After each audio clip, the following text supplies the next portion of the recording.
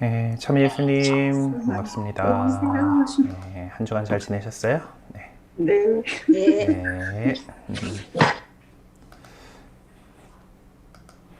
다 오셨나? 네, 그러면은 오늘 이제 시작 기도로 우리 주님의 기도 같이 하고 오늘 이 시간 시작하도록 하겠습니다. 성부와 성자와 성령의 이름으로 아멘. 하늘에 계신 우리 아버지의 이름이 거룩히 빛나시며 아버지의 나라가 오시며 아버지의 뜻이 하늘에서와 같이 땅에서도 이루어지소서. 오늘 저희에게 일용할 양식을 주시고 저희에게 잘못한 일을 저희가 용서하오니 저희 죄를 용서하시고 저희를 유혹에 빠지지 않게 하시고 악에서 구하소서. 아멘. 성부와 성자와 성령의 이름으로 아멘.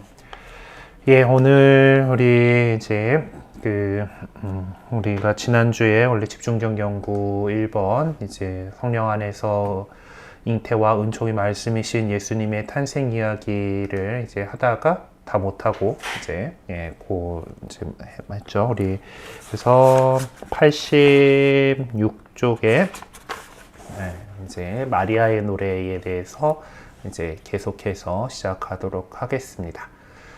네, 마리아의 노래가 이제 그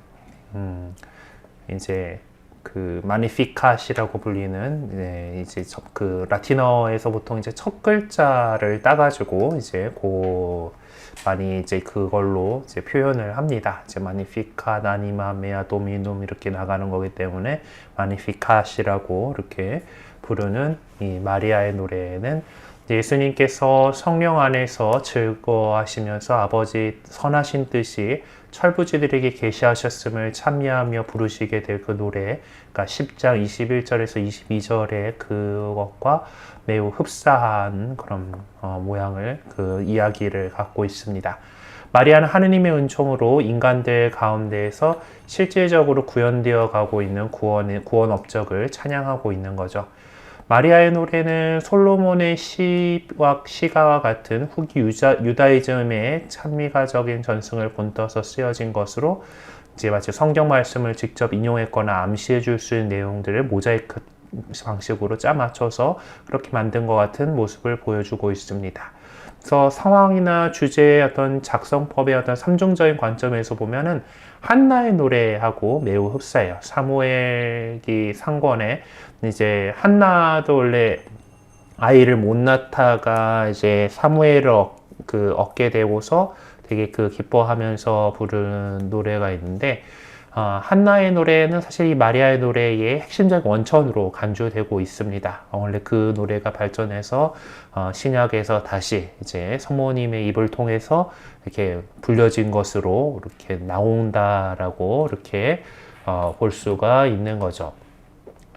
네, 그래서 사실상 한나의 노래는 마리아의 노래의 원천으로 간주되고 있고, 우리는 마리아의 노래 속에서 에즈라서에 전해주는 시로의 창가에서 사용된 표현들도 찾아볼 수가 있습니다.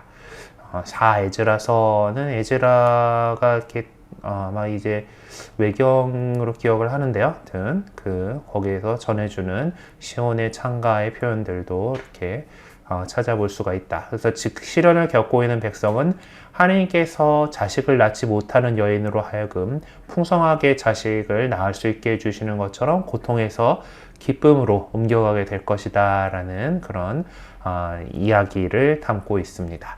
그래서 마리아의 노래는 이렇게 구절 이렇게 보면은 A, B, A 이렇게 또 약간 하나고 이제 다음 주제 다시 이렇게 살짝 변조된 다음 주제로 이렇게 구성되어 있는 첫 번째 부분이 있어요. 그래서 이것은 찬가의 어떤 어조로 쓰여진 부분으로서 마리아가 자기 안에서 이루어주신 하느님의 놀라운 업적을 생각하면서 그런 은총에 감사하면서 바친 찬미가입니다. 하느님께서 밝혀 보이실 그분의 신비가 마리아가 행하게 될 역할의 중요성이 언급되기 이전에 우선적으로 하느님께서 어떤 목적에서 마리아에게 그런 은혜를 베풀어 주시는지에 관한 내용이 48절과 49절에서 언급이 되고 있습니다. 두 번째 구절 같은 경우는 어떤 C, D, D-로 이렇게 좀 살펴볼 수가 있는데 여기서는 반대 명제적인 병행법을 사용해서 구원의 보편성에 대한 7가지 주장들을 전해줍니다. 하느님께서 비천한 요종인 마리아에게서 보여주신 자비는 모든 시대에 모든 겸손한 자들에게 미치게 될 것이고 특별히 마지막 구절인 55절에서는 아브라함과 그 후손에게 영원토록 미칠 것이라는 하느님의 언약이 마리아에게 베푸신 자비를 통해서 실현되고 있음을 강조해주고 있죠. 여기서 보면은 개인적인 찬미가 이제 보편적인 찬미를 선행하고 있는 것으로 더욱더 좀 이제 개인에서부터 이렇게 보편적으로 이렇게 나가는 것으로 이제 소개되고 있는 것이고 이것은 구원 경륜의 근본적인 법칙을 표명해 주는 것이기도 합니다. 하느님께서 그러니까 특이하면서 유일한 방식 어떤 그 한 사람을 한 여인에게 은총을 충만히 베푸신 것이지만 그렇게 하심으로써 그 실상은 당신의 자비하심이 모든 사람들을 위한 것임을 드러내 보여주시는 거죠. 사실 예수님은 역사의 구체적인 시공간 안에 들어오심으로써 이 시공간의 제약을 받게 되긴 하지만 예수님 사건은 어떤 개인적인 사건이 아니라 우리 인간의 구원을 위한 보편적인 사건이 되는 겁니다. 다시 말해 그 사건은 역사 안에서 야기되는 모든 사건들에게 의미를 부여해 주는 핵심 사건인 것이죠. 그 이유는 역사를 완성하실 분이 바로 예수님이시기 때문입니다. 마리아가 성령으로 가득 차 이 노래를 부른 이유가 거기에 있는 것이죠. 제자들 역시 오순절에 성령으로 가득 차 그렇게 하느님의 위협을 찬미하게 될 것이었습니다. 마리아는 찬미의 노래의 마지막 구절을 통해서 자기로 하여금 아들을 잉태할 수 있게 해주시는 하느님의 자비하심이 자기 위에뿐만 아니라 모든 세대에 영원히 미치게 될 것임을 분명하게 하고 있습니다. 마리아의 노래는 주님께서 자기에게 베푸신 형연할 수 없는 축복 때문에만 찬미의 노래를 바치고 있는 것이 아니라 마리아는 비천한 이들을 드러높이신 그분의 자비하심이 어떤 것인지를 체험하고 있기에 그분께 또한 찬미의 노래를 바치고 있는 것입니다. 네, 천사가 마리아에게 예고한 것은 말씀하신 대로 저에게 이루어지기를 바랍니다 라는 마리아의 응답 속에서 구체화되고 있는데 그것이 이 마리아의 노래 안에서는 이미 구현된 사건처럼 묘사되고 있습니다. 네, 사실 마리아의 노래 안에서 사용되고 있는 동사들은 이제 과거 시제로 되어 있기 때문입니다. 하느님께서는 당신의 권능을 구체적인 시공간 안에서 동정녀에게 아들을 잉태하시게 하신 것이지만 그것은 세상의 구원을 위한 사건인 것이죠. 이렇게 하느님께서 역사 안에 개입하시는 사건은 모든 사람들 위해 미치는 보편적인 사건으로서의 의미를 지닙니다. 하느님의 권능은 인간의 심장부까지 미치고 있는 것이죠. 그래서 하느님은 교만한 자들을 먼지처럼 흩뜨러뜨리시고 분산시키지만 당신을 두려워하는 자들에게는 은총을 베푸시는 겁니다. 그리고 하느님의 권능은 더 나아가 정치, 경제, 사회적인 삶 속에도 미치게 됩니다. 그래서 권세 부리는 자들은 권좌에서 끌어내리시고 부유한 자를 빈손으로 내치시지만 비천한 이들을 들어 올리시고 굶주린 이들을 좋은 것으로 배불리시는 것이죠. 그러니까 하느님께서는 세상의 가치 체계를 근본적으로 바꾸어 놓으실 것입니다. 하느님께서 시작하실 새로운 질서가 바야흐로 모든 사람들에게 미치게 될 것이죠. 하느님께서 예수님을 마리아 안에서 잉태케 하심으로써 성령께서는 마지막 때를 시작하실 것이며 또 새로운 역사의 이정표를 세워주실 것입니다. 이렇게 엘리사벳을 중심으로 한 이야기는 마리아가 자기 집으로 돌아갔다는 말로 끝나게 됩니다. 마리아는 스가랴를 중심으로 한 이야기 끝부분에서 전례적인 직분을 완수하고 집으로 돌아간 스가랴와 흡사한 모습을 보여주고 있죠. 결론적으로 말하자면은 예고와 방문이라는 것을 통해 드러나기 시작한 것은 잉태되신 분의 정체성입니다. 그 예고와 엘리사벳 찾아보심을 통해서 그 잉태되신 분이 어떤 분이신가? 그분의 정체성은 천사가 한 말과 성령의 개입을 통해서 인간 역사 안에 분명하게 드러나고 있습니다. 예고 이야기에 보면 예수님의 신부는 하느님께서 마리아에게 은총을 베푸셨음을 밝히면서 천사가 한 인사말을 통해서 밝혀지고 있어요. 그분은 예언자 스바냐가 예언한 구세주 하느님이십니다. 구세주, 세상 구원하시는 그 구세주시오. 천사는 마리아에게 성령께서 너에게 내려오시고 지극히 높으신 분이 힘이 너를 덮을 것이다 라고 말하죠. 이렇게 해서 말씀이신 예수님께서 성령의 역사하심을 통해서 잉태되실 것입니다. 그리고 그분은 하느님의 아드님이시며 거룩하신 분이다 라고 불릴 것입니다. 그리고 이제 방문 이야기 안에서 모습을 또 드러내신 성령께서는 또한 통교적인 방법으로 역사하십니다.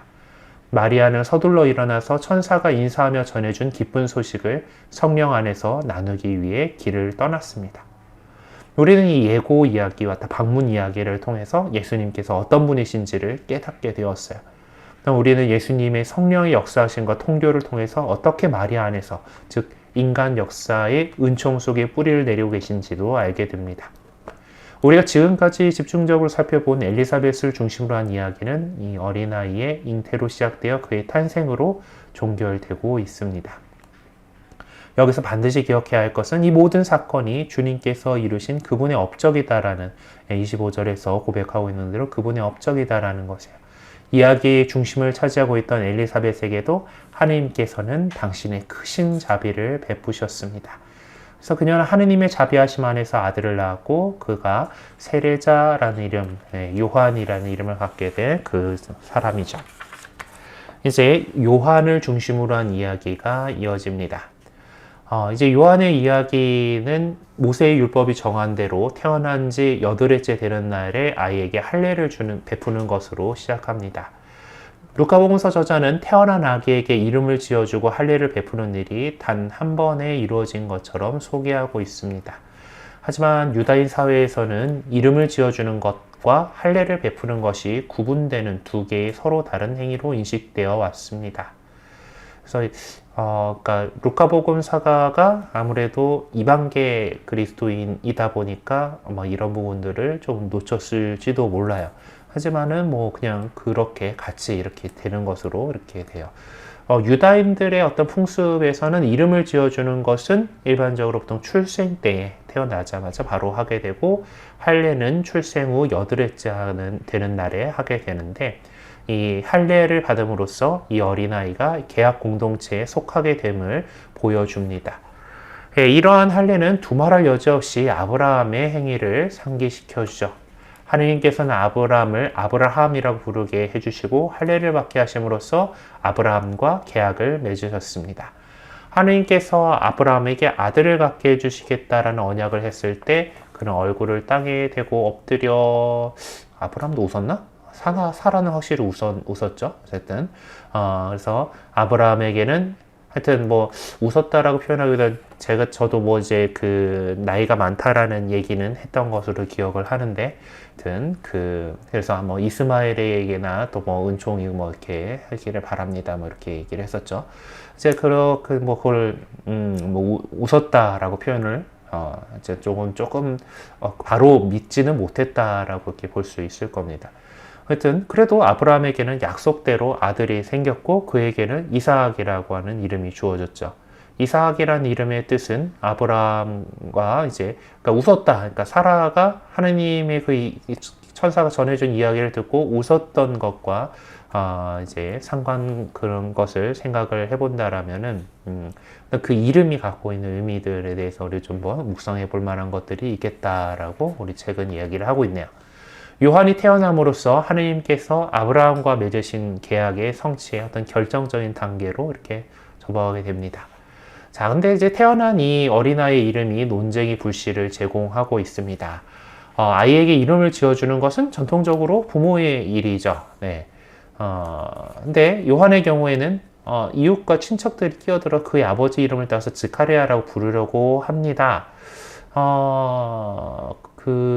아마 이제 스가랴가 벙어리가 됐기 때문에 그렇게 한 것 같은데, 그 당시에는 한 여인이 늙은 나이 아기를 갖게 될 경우 일반적으로 하느님께서 그녀를 기억하셨다라고 말하곤 했고요. 스가랴, 야가 하느님이니까 스가르라는 이름의 남아 뜻은 하느님께서 기억하셨다라는 그런 뜻이에요. 그래서 그 스가랴라고 하는 이름이 어떤 엘리사벳의 처지를 하느님께서 기억하셨고 그렇게 해서 태어난 아기다라고 하는 것을 이렇게 잘 그 이름을 명확하게 상황에 맞는 이름이 될 수 있었어요.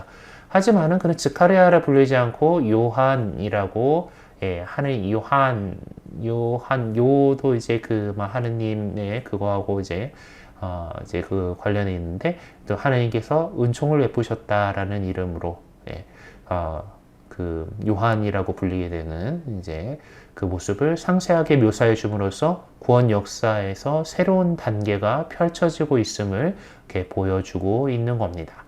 다시 말해서 하느님의 은총이 넘치도록 풍부하게 쏟아져 내리는 새로운 시대가 이제 열리고 있다라는 것이죠. 요한이라는 이름은 하느님께서 천사를 통해서 이미 예고해 주신 이름입니다. 스가랴는 천사가 전한 하느님의 말씀대로 태어난 아들에게 요한이라고 이름을 붙여주었습니다. 이렇게 함으로써 그는 하느님께 순종했고 그 순종을 통해 믿음의 길로 나아가고 있음을 우리에게 보여주는 것이죠. 그 결과 하느님께서 그의 혀를 풀어주셔서 그로 하여금 당신을 찬미할 수 있게 해주셨습니다. 성령으로 가득 찬 스가랴는 그 아기가 수행해야 될 그 놀라운 그 어떤 임무, 그 직무를 찬양하고 있습니다. 그것이 바로 스가랴의 노래, 베네딕투스라고 이제 불리는, 왜냐하면 또 이제 라틴어 첫 단어가 베네딕투스, 찬미받으소서이기 때문에 그래요. 예, 이제 음악들을 이렇게 보시다가 베네딕투스라고 하는 것이 두 가지일 수가 있어요. 여기 이제 스가랴의 노래, 이제 성무일도 그 라인에서 나오는 베네딕투스다라고 하면 스가랴의 노래구나 이렇게 하면 되는데, 또 다른 경우에 이제 뭐 중세 이후의 어떤 그 미사곡 가운데에서 베네딕투스하고 나온다라면은 그거는 거룩하시도다의 두 번째 부분입니다. 상투스, 베네딕투스 이렇게 곡이 나뉘어 있는 경우가 있어요. 지금 우리가 이제 성찬절에서 거룩하시도다를 이제 감사송을 한 다음에 거룩하시도다를 하는데 그게 쭉 이어져 나오는데, 중세 때는 그것이 앞에 뒤에가 조금 분리되어졌던 적이 있었습니다. 그래서 그 뒷부분, 예, 주님의 이름 오신 찬미받으소서 높은 데서 오산나라고 하는 그 부분을 또 따로 곡으로 해가지고 베네딕투스라고 이렇게 되어 있는 경우도 있어요. 그래서 이게 이 어떤 그 전래 음악들 그것들 보시다가 이게 어느 맥락에서 나오는 베네딕투스인가. 예, 그래서 성무일도와 관련된 이런 그 찬가, 칸티쿰으로서의 베네딕투스라고 한다라면은 스가랴의 노래구나. 그리고 이제 미사곡 가운데에서 베네딕투스하고 나오면은 그 거룩하시도다의 두 번째 부분이구나. 이렇게 기억하시면 됩니다. 이 스가랴의 노래로 다시 돌아가서 이 노래는 전형적인 유다인의 찬가로 이게 보입니다. 이 찬가의 구조에 관해서는 다양한 견해가 있는데, 이제 좀 우리 책이 채택하고 있는 거는 이 찬가를 두 부분으로 68절과 72절과 73절에서 78절로 나눕니다. 이 경우에는 예언자라는 용어가 첫째 부분과 둘째 부분에서 똑같이 사용되고 있다는 점 때문에 스가랴가 자신의 아들을 이스라엘의 예언자들 속에 포함시키고자 했다는 점을 주목하게 됩니다. 하지만 찬미가를 두 부분으로 나누지 않고 전체적으로 본다면 이 찬가의 메시지는 72에서 73절에서 찾아볼 수가 있을 겁니다. 거기서 스가랴는 거룩한 계약을 찬양하고 있어요. 그 계약은 율법에 명시된 그런 계약이 아닙니다. 뭐 그런 언급이 전혀 없기 때문이죠. 우리 조상 아브라함에게 다짐하신 맹세라고 말하고 있는 것처럼 하느님께서 성조 아브라함과 하신 계약, 맺으신 계약을 얘기하는 거예요. 율법의 계약이었으면은 모세와 이스라엘 백성하고 얘기를 했던 거겠죠. 그 전에 아브라함과 하느님께서 하셨던 그 맺으신 계약을 이제 얘기를 하고 있습니다. 이와 같이 하느님께서는 스가랴의 목소리를 통해 계약을 성취시킬 그 예언자로 요한을 이 신비 한가운데에 자리하게 하셨죠. 가브리엘 천사가 스가랴에게 한 말을 통해서 이미 모습을 드러낸 바 있는 예언자 말라키의 예언은 여기서 완성되고 있습니다. 보라, 내가 나의 사자를 보내리니 그가 내 앞에서 나의 길을 닦으리라. 너희가 찾던 주님 그가 호련히 자기 성전으로 오리라. 너희가 좋아하는 계약의 사자 보라 그가 온다. 만군의 주님께서 말씀하신다라는 그 말씀이 이제 나오게 되는 거죠. 스가랴의 노래 속에는 하느님께서 아브라함과 계약을 맺으시어 구원 역사의 근거를 마련해 주셨다는 사실과 그러한 계약의 증언자들에 관해서 강조한 내용들이 담겨 있습니다. 우리는 거기서 루카복음서 저자의 신학적인 관점이 어떤 것인지를 엿볼 수 있겠습니다. 스가랴의 노래를 문학적으로 분석해보면 루카복음서 1장 79절은 복음서 저자가 처음의 내용을 수정해서 새롭게 만든 부분임을 알 수 있어요. 1장 79절은 사실상 1장 68절과 78절에 언급된 것처럼 하느님께서 찾아주신다라는 주제를 이제 확대해서 해석하고 있는 것입니다. 루카복음서 저자는 속량과 별이 우리를 찾아오다라는 용어에서 표현된 바 있는 하느님께서 찾아주신다라는 주제와 어둠 속 죽음의 그늘에 앉아있는 이들을 비추신다는 주제를 1장 79절에 첨가했던 것이죠. 그래서 강조하고 있던 것은 어둠 속을 걷던 백성, 곧 그 이방인들의 갈릴레아에서 큰 빛이 나타날 것을 예고해준 이사야 예언자의 신학입니다. 사실 이사야가 말한 큰 빛의 출현은 해방자의 탄생을 의미하는 것이었습니다. 마테오복음서 5장 15절에서 16절에는 예수님의 공생활 시작을 알려주면서 똑같은 이 이사야의 본문을 사용하고 있어요. 스가랴 노래는 메시아께서 충만하게 채워주실 구원의 실제와 평화를 상기시켜주는 이사야서 59장 8절의 내용을 이렇게 인용을 하면서 끝맺음하고 있습니다. 스가랴의 노래의 전체 내용은 이스라엘과 동일시되고 있는 하느님의 백성에게로 집중시키고 있습니다. 하지만 79절에서 구원의 문이 모든 이에게 열려 있음을 암시해 주죠. 사도행전에서든 사실상 베드로가 그와 같은 주장을 하고 있습니다. 나는 이제 참으로 깨달았습니다. 하나님께서는 사람을 차별하지 않으시고 어떤 민족에서는 당신을 경외하며 의로운 일을 하는 사람을 다 받아주십니다. 하나님께서 예수 그리스도 곧 만민의 주님을 통하여 평화의 복음을 전하시면서 이스라엘 자손들에게 보내신 말씀을 여러분을 알고 있습니다. 라고 베드로 사도의 입을 통해서 이렇게 전해지고 있는 말씀이죠. 그리고 어제가 우리 전교주일이었어요. 그렇죠? 그 전교주일에 교황님께서 보내주신 담화문에서도 제가 그거 읽다가 이제 많이 이제 가면서 어느 누구도 배제되어서는 안 된다라고 하는 이 복음이 전해지는 것에 있어서 하느님을 받아들이는 것에서 누구도 소외되거나 배제돼서는 안 된다라고 하는 그 메시지를 교황님께서도 그 정교주의 담화문 곳곳에서 이야기를 하고 계셨어요. 그래서 하느님께서는 그러니까 우리가 그 주님을 우리들만의 주님이 되게끔 해서는 안 된다. 모든 이의 주님으로 하느님이 될 수 있도록 우리가 전해줘야 된다라는 이야기를 했었죠. 뭐 비슷한 것 같아요. 만민의 주님을 통해서 그냥 이스라엘 자손들에게 처음 주시긴 했지만은 결국 그것이 또 세상 모든 사람들에게 전해지는 것. 하지만은 그 신비는 사실 현재로서는 감추어져 있습니다. 계시라고 하잖아요. 계시. 우리가 하느님께서 당신을 드러내 보이신다는 계시인데 계시는 그 감춰져 있는 뭔가 그거가 드러내 보여준다라는 거예요. 리벨레이션, 베일이라고 하는 그 뭐 장막으로 감춰져 있던 것이 이게 다시 벗겨진다라는 그런 것이기 때문에 이 계시의 빛 감추어져 있던 것이지만은 예수님 안에 현존하는 구원이 다른 민족들에게는 계시에 비치면서 하느님의 백성 이스라엘에 이들에게는 이미 먼저 계시되었기 때문에 더 영광이 된다라는 그런 빛으로 분명하게 확인될 것입니다.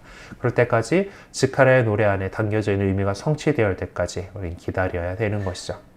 루카복음서 1장은 이삭과 이스마엘, 삼손 그리고 사무엘 같은 인물들의 유년기 이야기에서 좀 영감을 받아서 어린아이가 자라면서 정신도 굳세어졌고 이스라엘 백성 앞에 나갈 때까지 광야에서 살았다는 말로서 끝납니다. 사제 스가랴는 하느님께서 천사를 통해 명하신 대로 자기 아들의 이름을 구체적으로 밝힘으로써 혀가 풀려 말을 하게 됩니다. 이제 스가랴는 지극히 높으신 분의 예언자가 될 자기 아들에게 자리를 양보하게 될 것입니다. 그와 같은 방식으로 계약을 성취하게 될 예언자 요한도 세상에 나타나시게 될 하느님의 구원 앞에서는 자취를 감추게 될 것입니다. 그는 어디까지나 선구자이기 때문이죠. 끝으로 요한을 중심으로 한 이야기 안에서 여기서 나온 사람들의 이름이 어원론도적으로 무슨 의미를 지니고 있는지를 한번 살펴보면 좋겠습니다. 스가랴 아까 얘기 나왔던 것처럼 하느님께서 기억해 주시다. 하느님께서 기억해 주시다라는 거고, 엘리사벳은 엘리사벳 이렇게 될 것 같은데요. 나의 하느님은 언약이시다라고 하고, 하느님은 요한은 하느님께서 은총을 베풀어 주시다. 이런 이름들이 지니고 있는 의미들을 생각해 본다면 은총의 말씀이신 예수님께서 얼마나 유다인적인 환경과 뿌리 속에 깊이 자리매김되어 있는지를 알 수가 있습니다. 그래서 지금까지 우리는 스가랴, 엘리사벳, 요한 이렇게 세 사람을 중심으로 한 이야기를 상세하게 살펴보았고, 또 이 세 사람을 중심으로 한 이야기들은 아직 어떤 이 하느님께서 언약하신 것의 실체가 아직 드러날 두려워하지 않는 그 광야로, 요한이 이제 자라가지고 사람들 앞에 나타나기 전까지 광야에서 머물렀다라는 것에서 그 광야로 종결되고 있습니다. 그럼에도 불구하고 하느님의 언약은 성령을 통해서 그 어느 때보다도 분명한 형태로 이스라엘 역사 안에 현존하고 있습니다. 이제 구세주인 그 어린아이, 이제 예수님의 이야기로 넘어가게 됩니다. 그 무렵 아우구스투스 황제에게서 칙령이 내려 온 세상이 호적 등록을 하게 되었다라는 2장 1절의 표현은 이제 예수님 사건이 한 단계 더 나아갔음을 보여주는 것입니다. 루카복음서 1장 5절에서 80절에서 확인해 볼 수 있듯이 이스라엘은 구체적인 역사 안에서 구원자이신 예수님의 탄생을 기다려왔습니다. 그리고 예수님께서는 로마 제국이 통치하던 때에 로마 황제의 명에 따라서 호적 등록을 해야만 했던 모든 사람들의 구원자로 마리아에게서 탄생하셨습니다. 그러니까 예수님은 주님이신 그리스도이시죠. 다시 말해서 그분은 우주와 역사의 주인이십니다. 그분의 정체성을 그렇게 깨달은 사람들은 목동들과 또 성전에 머물러 있었던 시메온과 한나였습니다. 그들은 모든 민족들 앞에서 탄생하신 구원자 예수님을 출중하게 증언해야 할 증인들이죠. 그리고 새롭고도 결정적인 방식으로 이스라엘에게 취해야 할 예표가 되는 자입니다. 여기서 루카복음서 저자는 예수님의 탄생과 성전에서의 봉헌 사실의 중요성을 부여함으로써 그분의 정체성과 모든 민족들을 위해서 세상에 오신 사건들의 의미를 강조해 줍니다. 그래서 그 구원자이시다. 그분의 탄생을 보시죠. 편집적인 관점에서 예수님의 탄생 이야기를 두 부분으로 나누어 볼 수가 있는데, 그를 통해서 우리는 루카복음서 저자가 사용한 원천이 어떤 것들이었는지를 좀 알아볼 수가 있습니다. 첫 번째 부분은 2장 1절에서 7절의 말씀, 그쪽 부분이에요. 여기서는 어떤 예언자적인 유형을 찾아볼 수가 있습니다. 그래서 이 부분은 이 마테오복음서 저자가 동방박사들의 방문 이야기를 전해주면서 인용한 미카서 5장 1절의 표징을 토대로 해석되어야 할 것입니다. 미카서 5장 1절이면은 그 베들레헴에 대한 이야기일 것 같아요. 2장 1절에서 7절은 어떻게 어쩌다가 이제 칙령이 내려가지고 이들이 베들레헴에 가게 됐는가에 대한 부분이죠.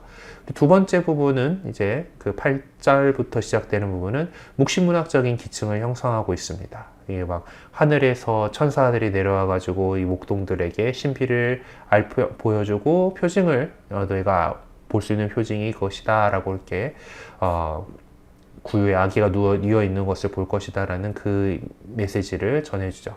그리고 그들은 그 표징의 의미를 깨닫고서 하느님을 찬양하며 돌아갑니다. 한편 마리아는 구약 성경에 나오는 위대한 예언자들처럼 모든 것을 마음속에 간직하였습니다. 이제 마음속에 간직하였다라는 표현들 나오는 것들이 이 그 구절들이 이렇게 나와 있는 것 같아요. 자, 그런데 여기서는 이제 마테오 복음의 이제 그 마테오 복음의 탄생 이야기, 예수님 탄생 이야기는 이 그 어떤 헤로데 왕권과 주님의 성소의 어떤 긴장이 있잖아요. 이제 여기 일장은 그거구나. 주님의 성소 문제니까 이제 이제 스가랴하고 이제 관련된 거구나. 네. 헤로데의 왕권이 루카에서 나왔나? 하여튼 주님의 이제 성소에서 일어났던 일이 다루어졌던 그 일장하고는 또 다른 모습을 보여줍니다. 예수님의 탄생 이야기에서 첫 번째로 부각되고 있는 사람은 로마 황제 아우구스투스예요. 이제 이 아우구스투스는 이 첫 번째 로마 황제라고 볼 수가 있으죠. 뭐 황제와 거의 같은 거지만은 율리우스 카이사르는 본인 스스로는 일단 황제라고 안 했어요. 그리고 이 옥타비아누스가 이제 스스로를 이제 아우구스투스 라고 이제 존엄한 자라고 이렇게 표현을 함으로 해서 이제 그때부터 제정이 이제 시작된 것으로 이렇게 보이는데, 이미 율리우스 카이사르 단계에서 거의 황제나 다름 없었기 때문에 이제 후대에 어떤 황제를 나타내는 말들, 독일어의 카이저라던가 러시아의 짜르라던가 하는 그런 단어들이 이제 카이사르의 이름에서 이렇게 나오게 됩니다.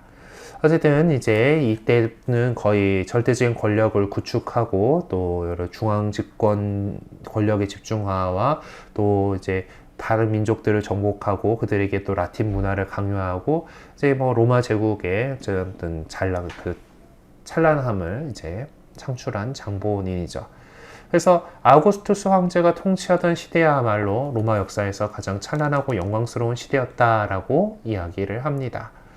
이렇게 옥타비아누스는 황제의 권력을 절대하는 데 성공을 거두면서 절대적인 통치권을 행사하게 되었고, 그 전까지는 신들에게만 붙이던 아우구스투스, 숭고하신 분, 존엄하신 분, 뭐 이런 칭호를 자신에게 적용을 했던 것이죠. 그래서 사실 아우구스투스가 그래서 이제 로마 황제의 어떤 칭호예요. 아우구스투스를. 어쨌든.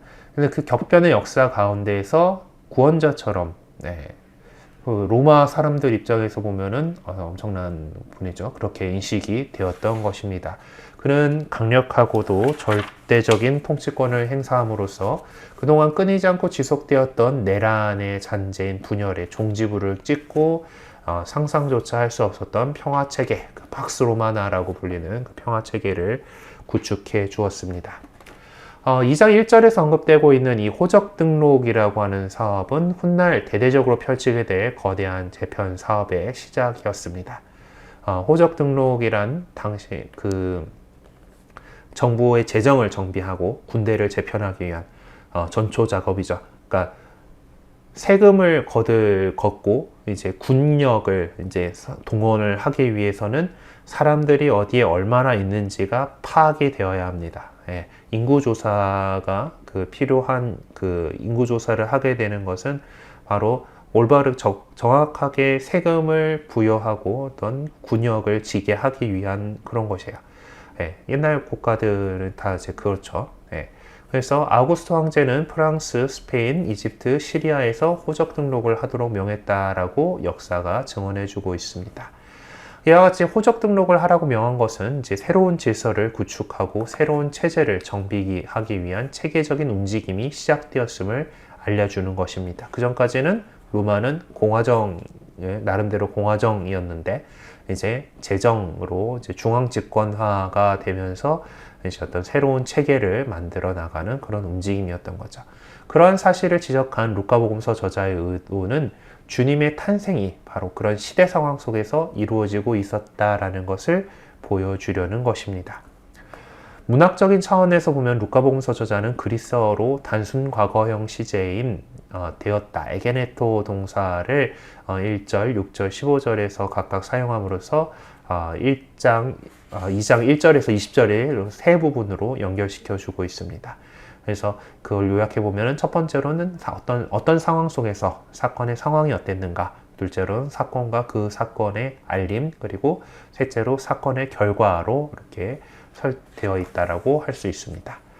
첫째 부분인 1에서 5절은 사건의 좌표, 어디서 일어났고 언제 어디서 일어났는지를 이제 설정하고 미카 예언자 예언을 토대로 예수님 탄생 사건을 구체적으로 확인시켜 주기 위해서 필요한 지형적이고 역사적인 내용들을 상세하게 전해줍니다.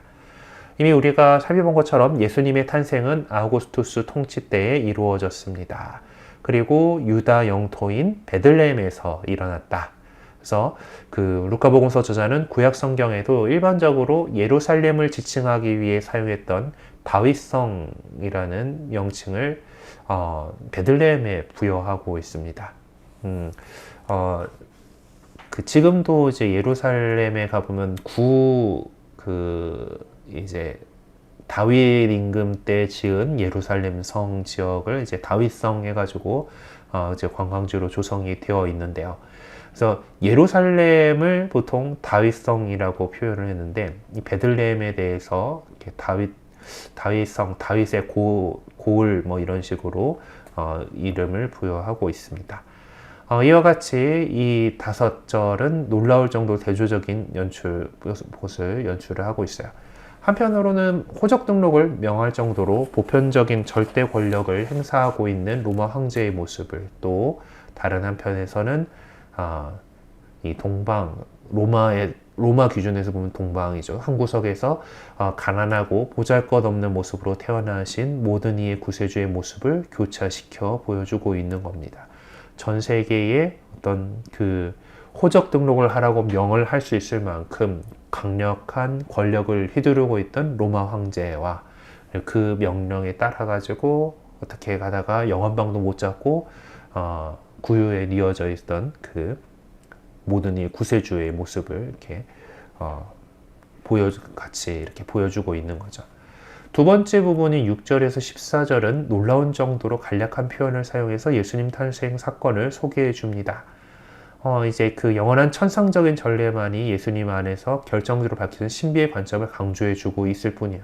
그러니까 그 목동들이 보았던 그 천사들의 어떤 어떤 환호, 그 노래, 호만 와 하고 바라볼 수 있는 그런 신비의 관점을 강조해 주고 있는 거죠. 탄생 사건 자체에 대해서도 어떤 상세한 내용을 찾아볼 수가 없습니다. 그러니까 그냥 뭐 태어났다, 구유에 누웠다, 뭐 이제 그거죠. 근데 그래서 천사가 마리아를 방문했어야 한 언약이 이제 구현된 것입니다. 루카복음서 저자는 태어난 아기 예수님이 첫 아들이라는 점을 밝혀줌으로써 그분께서 성전에서 봉헌될 것임을 준비시켜 주고 있습니다. 왜냐하면은 탈출기에서의 그 사건 이후로 유다인들에게 있어서 그 태를 열고 가장 먼저 나온 만물 첫 아들은 하느님의 몫이고 또 봉헌을 해야 된다라고 이렇게 되어 있는 거죠. 그리고 아기를 포대기에 싸서 구유에 뉘었다라는 표현은 천사가 목동들에게 주 그리스도께서 탄생하셨음을 알려주는 표징으로 제시하게 될 내용이지만 또한 그것은 예수님의 순환을 예고하는 표현이기도 합니다. 순환하고 다시 포대기에 싸서 인처럼 이제 수의로 배로 싸서 무덤에 묻히는 것과 또 연관이 되죠. 하여튼 보면은 그 동네 사람들은 되게 그 아기들을 꽁꽁 싸매가지고 이렇게 하는데 거의 그런 모습이 또 이제 무덤에 묻히실 때의 그런 모습하고 연결을 좀 지어보기도 합니다. 네, 예수님의 탄생에 관한 이야기가 분명하게 묵시적인 모습을 하고 있음을 보여주는 것은 9절입니다. 루카복음서 저자는 자기가 즐겨 쓰는 표현인 다가오다라는 용어를 사용하면서 한 천사가 등장하고 있는 모습을 소개해 줍니다. 그 천사는 목동들에게 온 백성에게 큰 기쁨이 될 소식과 그 어린아이를 인식할 수 있는 표징을 제시해 줍니다. 그런 예고의 첫 번째 수혜자는 온 백성이며 이렇게 하느님의 자애하심은 모든 인간에게 미칩니다. 천사가 전해준 메시지 한가운데에서 고유한 의미에서 메시아직 선포가 자리하고 있어요. 예, 오늘 너희를 위하여 다윗 고을에서 구원자가 태어나셨으니 주 그리스도이시다. 예, 이렇게 루카 복음서 저자는 구원의 현재성을 강조하고 있습니다. 예, 이 단어에서 구원자라는 호칭을 이 천사가 예수님께 첫 번째로 부여합니다. 이방인 세계에서는 오래전부터 어떤 사람을 구원자라고 칭할 경우 거의 그를 신과 동일한 존재의 위치에 있는 인정한다는 것으로 의미였었어요. 예. 하지만 이스라엘 백성은 오로지 이 구원자라는 이름을 하나님께만 부여할 수 있는 호칭으로 여겨왔습니다. 네. 그런데 이제 사도행전에서는 이 호칭을 예수님께 적용하면서 그분께서 하나님 오른쪽으로 들려 올려져 주님이 되셔 약속된 성령을 아버지에게서 받으신 다음 그 성령을 보내주셨기 때문에 우리의 구원자가 되신 분이라고 설명하고 있습니다. 또한 누구든지 그분의 이름을 부르는 자는 구원을 받는다라고 말합니다. 그래서 이스라엘의 관점에서는 구원자라는 이름을 하나님에게만 쓸 수 있는데 바로 예수님에게 그 구원자라는 칭호를 쓴다라는 것은 그분이 하나님이시다. 네, 이 모든 것이 예수님의 기원에 대한 신비 속에서 즉 루카복음의 이 첫 단계에서는 그렇게 감춰져 있습니다. 그래서 여기서 천사가 예수님, 그러니까 하나님께서 구원하신다, 예수라고 하는 그 이름 자체에 이미 예고했던 것보다 더 분명하게 구원자다라고 표현을 하고 있고요. 천사가 또 이제 목동들에게 알려주면서 예수님께 부여한 두 번째 호칭은 그리스도입니다. 그리스도, 히브리 말로는 메시아이고, 근데 이제 다른 복음서 안에서는 이제 복음서는 다 이제 히라버로 적혔잖아요. 신약 성경은 히라버로 작성이 됐는데 히라버로 이제 기름 부음 받은 이를 이야기하는 그리스도인 거고 히브리 말로 표현을 하면은 메시아입니다. 그래서 다른 공간 복음에서는 이 기름 부음 받은 이를 이야기할 때 다 그리스도라고 하는 단어로 번역을 해가지고 사용을 하는데 요한복음서 저자만은 메시아를 그냥 음차해가지고 음력으로 적어놨습니다. 다윗 고을에서 태어나신 메시아의 왕적인 특성에 관해서는 천사가 마리아에게 예고한 내용 속에서 이미 강조된 적이 있죠. 그리고 그 다음에 예수님께서 세례를 받으실 때 그분 위에 성령이 내리실 것이고 또 나자렛에서 자신의 공생활을 시작하는 그 담화문을 말씀하실 때 그 이사야서의 그 표현에서 기름 부으시어 가난아이들에게 복음을 전하게 하셨다라고 하는 그 말씀을 읽으시면서 예언자적인 도유를 받으시는 예수님의 모습이 강조되게 될 것입니다. 그래서 이 예언자적인 노선 속에서 주님의 종, 이사야서가 얘기하는 주님의 종의 전형적인 모습이 새겨지게 될 것입니다. 그래서 예수님께서 그리스도이시다라고 할 때 그 의미는 다니엘 예언자가 묵상한 사람의 아들이 지니고 있는 특성들의 토대 위에서 우리가 이해해야 합니다. 그래서 예수님은 왕적인 메시아시고 예언자로서의 메시아시며 사람의 아들이신 분이시죠. 그래서 그리스도라고 하는 이름 안에는 이처럼 이스라엘의 메시아적인 모든 희망을 안고 계시는 분이라는 의미가 담겨 있습니다. 또한 마지막으로 천사가 예수님께 부여한 호칭은 주님이에요. 퀴리라는 거죠. 퀴리오스. 70인역 성경에서 이 퀴리스라는 용어는 하느님을 지칭하는 그 신명 네 글자 야훼라고 하는데 하느님 이름을 함부로 입에 올리지 않기 때문에 이 글자가 나오면은 아드나이라고 이렇게 표현을 했었고 그것을 히라버로 번역하면서 주님이라고 되어 있죠. 우리 성경에도 고딕체로 주님하고 되어 있으면 이거구나 라고 이렇게 우리가 알고 있습니다. 루카복음서 저자만이 유일하게 그리스도와 주님을 직접적으로 연계시키고 있습니다. 사도행전에서 그랬고요. 천사는 그리스도를 주 그리스도이시다라고 해요. 주님이 그리스도이시다라고 부르면서 그리스도가 주님이라고 불리고 있다는 점에서 하나님과 내적인 친밀성을 유지하며 사신다라는 점을 확인시켜 줍니다. 예수님은 그리스도로서 하나님의 보편적인 주님성에 이미 참여하고 계시는 거죠.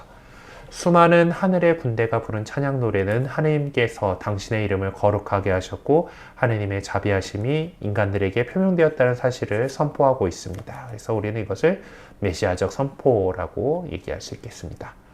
그래서 세 번째 부분인 15절에서 20절은 예수님을 알아본 공동체의 모습을 묘사해 줍니다. 세례자 요한의 출생은 부모들과 유다 산골의 이웃들에게 기쁨을 안겨주었었죠. 목동들은 베들레헴으로 가서 천사가 말한 표징의 실제를 발견하게 됩니다. 그들은 마리아와 요셉과 구유에 누운 아기를 찾아냈다라고 16절이 전하고 있죠.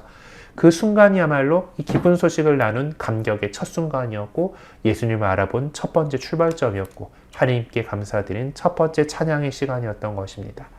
목동들이 한 말을 들은 사람들은 놀라움을 금치 못했습니다. 한편 마리아는 그 모든 것을 마음속에 새겨서 곰곰이 되새겼습니다. 이 마음속에 간직한다라는 표현은 다니엘 예언자의 계시들을 연상시켜 줍니다. 근데 4장 28절에서는 도저히 그런 표현을 못 찾겠었고요. 7장 28절에는 이렇게 어떤 마음속에 간직한다라는 그런 표현을 찾아볼 수가 있었습니다. 하나님의 말씀은 늘 간직되어야만 하는 것이죠. 묵시록에서도 얘기를 하고 있습니다. 지금까지 우리는 세 부분으로 분류될 수 있는 2장의 1절부터 20절을 살펴보았습니다. 그래서 여기서 이 부분을 전해주기 위해서 말하고자 했던 메시지가 무엇인가를 한번 정리해보죠.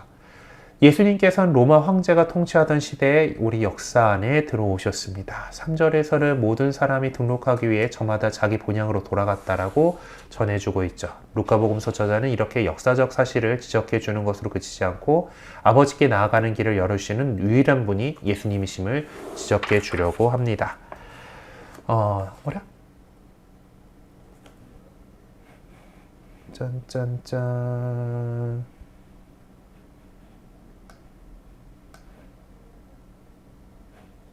자, 줌이 갑자기 나갔는데 어떻게 된 거지? 네, 저희 건물 인터넷이 좀 안 되는 것 같았어요. 저만 튕겨져 나왔다 온 거죠?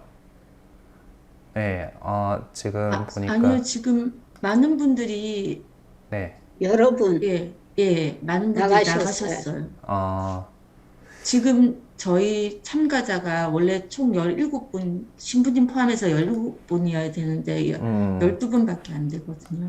지금 저희 건물 인터넷이 잠깐 상태가 안 좋았습니다. 네. 네, 그러면요. 어쩔 수 네, 없이 강제 쉬는 시간이니까, 네, 10분 쉬었다가, 시작을 네, 하는데, 또 그동안 좀 혹시 나가신 분들한테 좀 다시 연락해 주세요. 그러면 지금 네, 멈춘 데서부터 이따가 다시 할게요. 네. 네, 아이고, 전 지금 일단은 그 핸드폰 테더링으로 다시 들어왔습니다. 예.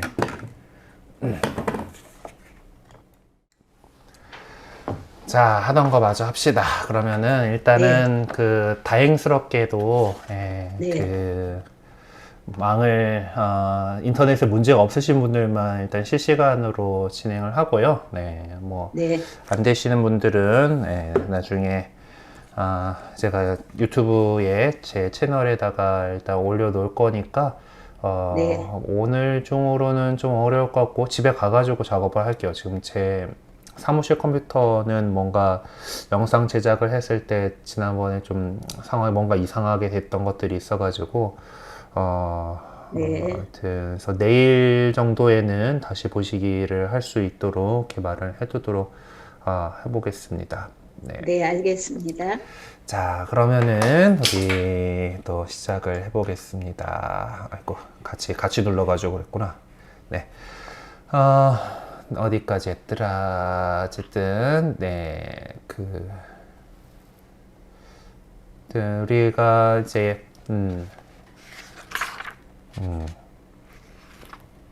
요거 메시아 했었고, 하여튼, 주님 얘기했었고, 또 얘기했었고, 99쪽 하셨는데요. 어디쯤이었지? 하여튼 여기서부터 가봅시다. 하여튼 천사가 제시해준 표징은 아무래도 좀 역설적인데 그것이 우리 신비의 본질 속으로 들어가게 해줍니다. 천사가 알려준 예수님의 탄생에 관한 내용들 보면은 마리아의 처자들에게 신적이고 왕적인 호칭을 부여하고 있음을 알 수가 있습니다. 이제 이 구원자 이런 것도 원래 그 어떤 신적인 표현이다라고 얘기를 했고 어떤 그 세상에서는 어떤 임금에게 또 특히 어떤 그 뭐 개선 장군에게들 막 붙이던 그런 호칭이었다라는 것을 통해서 신적이고 왕적인 호칭을 부여하고 있다라는 것을 알 수가 있죠. 구원자이신 예수님은 하느님의 자애하심이 각 사람에게 미치게 된다는 것을 생생하게 계시해 주시는 분이십니다. 또한 그리스도이신 예수님은 죄와 죽음으로부터 승리하신 분으로 세상에 희망을 주시는 분이시죠. 우주와 역사의 주님이신 예수님은 해방을 가져다 주시는 성령을 우리에게 나눠주시며 우리와 함께 역사의 여정을 행하시는 분이십니다. 예수님께서는 겉으로 보기에 엄청나고 대단한 것처럼 보여진 그런 모습이 아니라 오히려 당신의 가난함과 인간적인 연약함을 통해서 우리에게 계시해 주셨죠. 그것에 어떤 역설적인 부분이 있습니다. 그리고 이 부분의 마지막 구절들은 사도행전에서 묘사해주는 믿음의 공동체를 예고해 주는 것이라고 할 수가 있습니다. 우리는 사도행전 안에서 믿음의 공동체들 안에서 어떤 나눔이 자발적으로 이루어졌고 어떤 사도들과 이제 선교사들이 부활을 당당하게 증언하고 있었음을 알 수가 있고 또 이렇게 하나님께 찬미 찬양을 드렸던 공동체였다라고 전해주고 있는데요. 루카복음의 이 부분에서도 목자들은 천사가 자기들에게 말한 대로 듣고 본 모든 것에 대해서 하나님을 찬양하고 찬미하며 돌아갔다라는 구절은 어떤 예수님 탄생 사건의 의미가 이런 우리 공동체의 모습을 이렇게 다시 하느님을 찬미 찬양하는 공동체의 모습을 이렇게 미리 보여주신 것이 아닌가라고 생각합니다.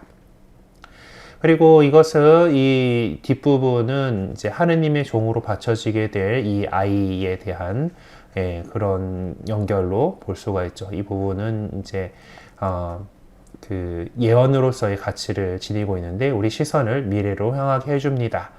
예수님께서 하신 첫 번째 말씀은 지금까지 언급된 그리고 어린아이와 구세주의, 이 어린이가 구세주의다라는 신비에 대해서 어렴풋이 예견되어 온 모든 것 위에 새로운 빛을 던져줍니다. 동시에 그 말씀은 계속해서 복음서를 읽어나가도록 우리를 촉구하죠. 예수님의 이 첫 번째 말씀, 제가 하나님 아버지 집에 있어야 하는지를 모르셨습니까? 라고 하는 예수님 입으로 가는 첫 번째 워딩인데 이제 이것은 어떤 방식으로 인간 역사 안에 동참하는가에 대해서 우리 알려주는 것입니다. 예수님께서는 당신이 인간 역사 안에 깊이 동참하시고 또한 당신은 완전히 아버지께 종속되어 있다는 것을 드러내시면서 우리를 당신 인간성의 신비 한가운데로 인도해 가고 계시지만 사람들은 아직 그 신비를 이해하지 못하고 있죠. 성모님도 이해는 못했죠. 그래도 곰곰이 새겼다라고 이렇게 표현합니다. 2장 39절에서 52절에서는 아기 예수님을 성전에 봉헌함으로써 예수님의 부모님이 실천한 주님의 법을 상기시켜 줍니다. 그리고 나서 즉시 예수님께서 나자렛으로 돌아온 사실을 전해주는데 나자렛은 예수님께서 성장하게 될 장소였죠. 이렇게 루카복음서 저자는 돌아가다라는 주제와 성장에 관한 내용을 반복해서 전해주면서 이 단락을 마무리하고 있습니다. 한편 루카복음서 저자는 세례자 요한과 예수님의 어린 시절에 관해 비교적 상세하게 전해주지만 그 내용을 보면 약간 다른 모습을 확인해 볼 수 있습니다. 세례자 요한은 자라면서 정신도 굳세어졌고 이스라엘 백성 앞에 나타날 때까지 광야에서 살았지만은 아기 예수님은 자라면서 튼튼해지고 지혜가 충만해졌으며 하느님의 총애를 받으셨어요. 표현이 약간 정신도 굳세어지고 자라면서 정신도 굳세어지는데 예수님은 좀 더 많죠. 자라면서 튼튼해지고 육체적으로도 튼튼해지고 지혜도 충만해지고 또 하느님의 총애를 받았다. 그리고 예수님을 성전에서 되찾은 이야기 안에서 보면은 그 지혜와 총애가 드러나는 것을 볼 수 있게 됩니다. 일단 이 이야기는 율법을 준수하는 예수님의 행위로부터 시작되죠. 그리고 부모님께 순종하는 모습으로 종결됩니다. 이 이야기는 예수님께서 부모님께 순종하신 것이 유다인이라면 누구든 예외 없이 부모님께 대하여 가져야 했던 존경심과 경외심 이상의 의미를 내포하고 있음을 암시해 줍니다. 또한 이 이야기는 종교적인 삶이 중심이었던 성전과 이스라엘 백성 공동체에 대한 전망을 넓혀줍니다. 예수님께서 12살이 되셨을 때 그 공동체로 나아가셨습니다. 그리고 예수님은 지혜가 충만하셨죠. 예수님께서는 아들로서 조건 없이 순종하며 사심으로써 이 순종의 의미를 밝혀주십니다. 유다인의 어린아이는 일반적으로 13살이 되면 이제 그 13살이 되면 계명의 아들이 되었다라는 미츠바라고 하는 이제 예식을 통해서 어떤 이제 율법에 그 명하는 바를 그리고 또 순례 축제에 관계되는 계명들을 지켜야 할 의무가 생긴다라는 그런 것이죠. 그래서 좀 어떤 좀 약간의 어른이 된다라는 그런 의미를 갖는 예식이 13살 때 하게 되는데, 예수님 당시에는 파스카 축제를 위해 1년에 단 한 번만 예루살렘에 올라가는 경우도 적지 않았습니다. 예, 다 가려면 만만치 않은 일이니까요. 예, 그래서 그렇게 본다라면은 예수님께서 12살에 예루살렘에 올라가신 것은 어떤 의무적인 순례는 아니었던 것으로 보입니다. 네, 루카복음서 저자가 전해준 이 이야기를 통해서 보면 예수님께서는 율법에서 명한 나이가 되기도 전에 예루살렘 성전을 순례차 올라가신 것입니다. 13살부터 의무가 생기는데 12살에 갔다라는 것을 이렇게 표현을 하는 것 같아요. 그러므로 예수님께서 성전에 올라가신 것은 그분의 자유로운 행위였던 것이다 라고 하는데, 아직 어렸으니까 부모님 가자니까 갔을 것 같은데, 어쨌든 아직 의무가 있지는 않지만은 그래도 부모님 가시니까 그때 같이 이제 가는 걸로 이렇게 했던 것 같아요. 그래서 자유로운 행위로서 가셨던 거다라고 이렇게 해석하고 있습니다. 루카복음서 저자는 성전을 하느님의 아드님께서 현현되는 하느님 아드님이 드러나는 장소로서 언급하고 있는데, 그에 의하면은 성전은 하느님의 구원이 뚜렷하게 가시적으로 드러나는 곳이어야 합니다. 그래서 복음이 시작된 곳이 바로 그곳이었고, 루카복음은 성전에서 시작하죠. 시메온이 그토록 기다려왔던 구원을 인식하게 된 것도 바로 그곳이었습니다. 하지만 루카복음서 저자는 이 이야기를 통해서 예수님께서 성전에서 다시 찾았다라는 그 성전이 지니고 있던 하느님의 거처로서의 의미를 하느님의 생활한 현존의 의미로 발전시켰습니다. 이 점은 제 아버지의 집에라는 이 표현을 통해서 드러납니다. 그러므로 제 아버지의 집이라는 표현은 성전에 초점을 맞추고 살았던 이스라엘 공동체에는 하느님께서 그들의 전 삶을 지배하고 계시다는 것을 상기시켜 주는 것이지만, 거기서 단 한 걸음 더 나아가 예수님의 순종이야말로 그분이 진정한 성전이심을 드러내 보여주는 것이기도 하죠. 복음서 저자는 예수님께서 지혜가 충만해졌다는 점을 지적해 줍니다. 47절에 보면 성경 지식이 출중했던 율법 교사들에게 질문을 했던 소년 예수님이 오히려 그들의 질문에 답변을 해주는 스승과 같은 존재로 바뀌었음을 알 수가 있습니다. 그렇다면 율법 교사들이 경탄을 금치 못했던 예수님의 지혜란 무엇을 말하는 것인가? 네, 이 본문에서 보이고 있는 것은 성령의 역사하심으로 잉태되신 분으로 아버지에 대해 말씀하고 계시는 아들의 지혜와 하느님의 아드님의 자격으로 베푸시는 그분의 가르침입니다. 이 점이 매우 중요하죠. 루카복음서 저자는 자기 저서를 통해서 예수님을 하느님의 은총의 말씀으로 규정하며 전해줍니다. 그러므로 여기에 언급한 예수님의 지혜란 하느님 아버지와의 내적인 친밀성 안에서 살아가는 아들의 지혜를 말하는 것이죠. 루카복음서에서 볼 때 예수님께서 운명하시면서 마지막으로 하신 말씀 역시 아버지를 온전히 신뢰하는 말씀이었습니다. 아버지, 제 영을 아버지 손에 맡깁니다. 또한 예수님께서 부활하셔서 당신이 사랑하신 사람들 곁을 떠나시기 전에 내 아버지께서 약속하신 분이라는 표현을 써서 성령을 지칭하시게 됩니다. 그러니까 내 아버지 이런 부분들이 예수님께서 많이 언급을 하신다라는 거죠. 예수님께서 저는 제 아버지 집에 있어야 할 줄을 모르셨습니까? 라고 대답하심으로써 부모님들과 일정한 거리를 두고 계십니다.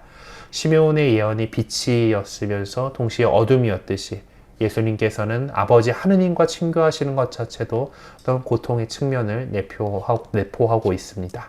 아들의 아버지에 대한 충실성이 최고 절정에 달하는 순간, 즉 예수님께서 운명하시면서 자신의 영혼을 아버지께 맡기시는 순간은 어둠이 될 것입니다.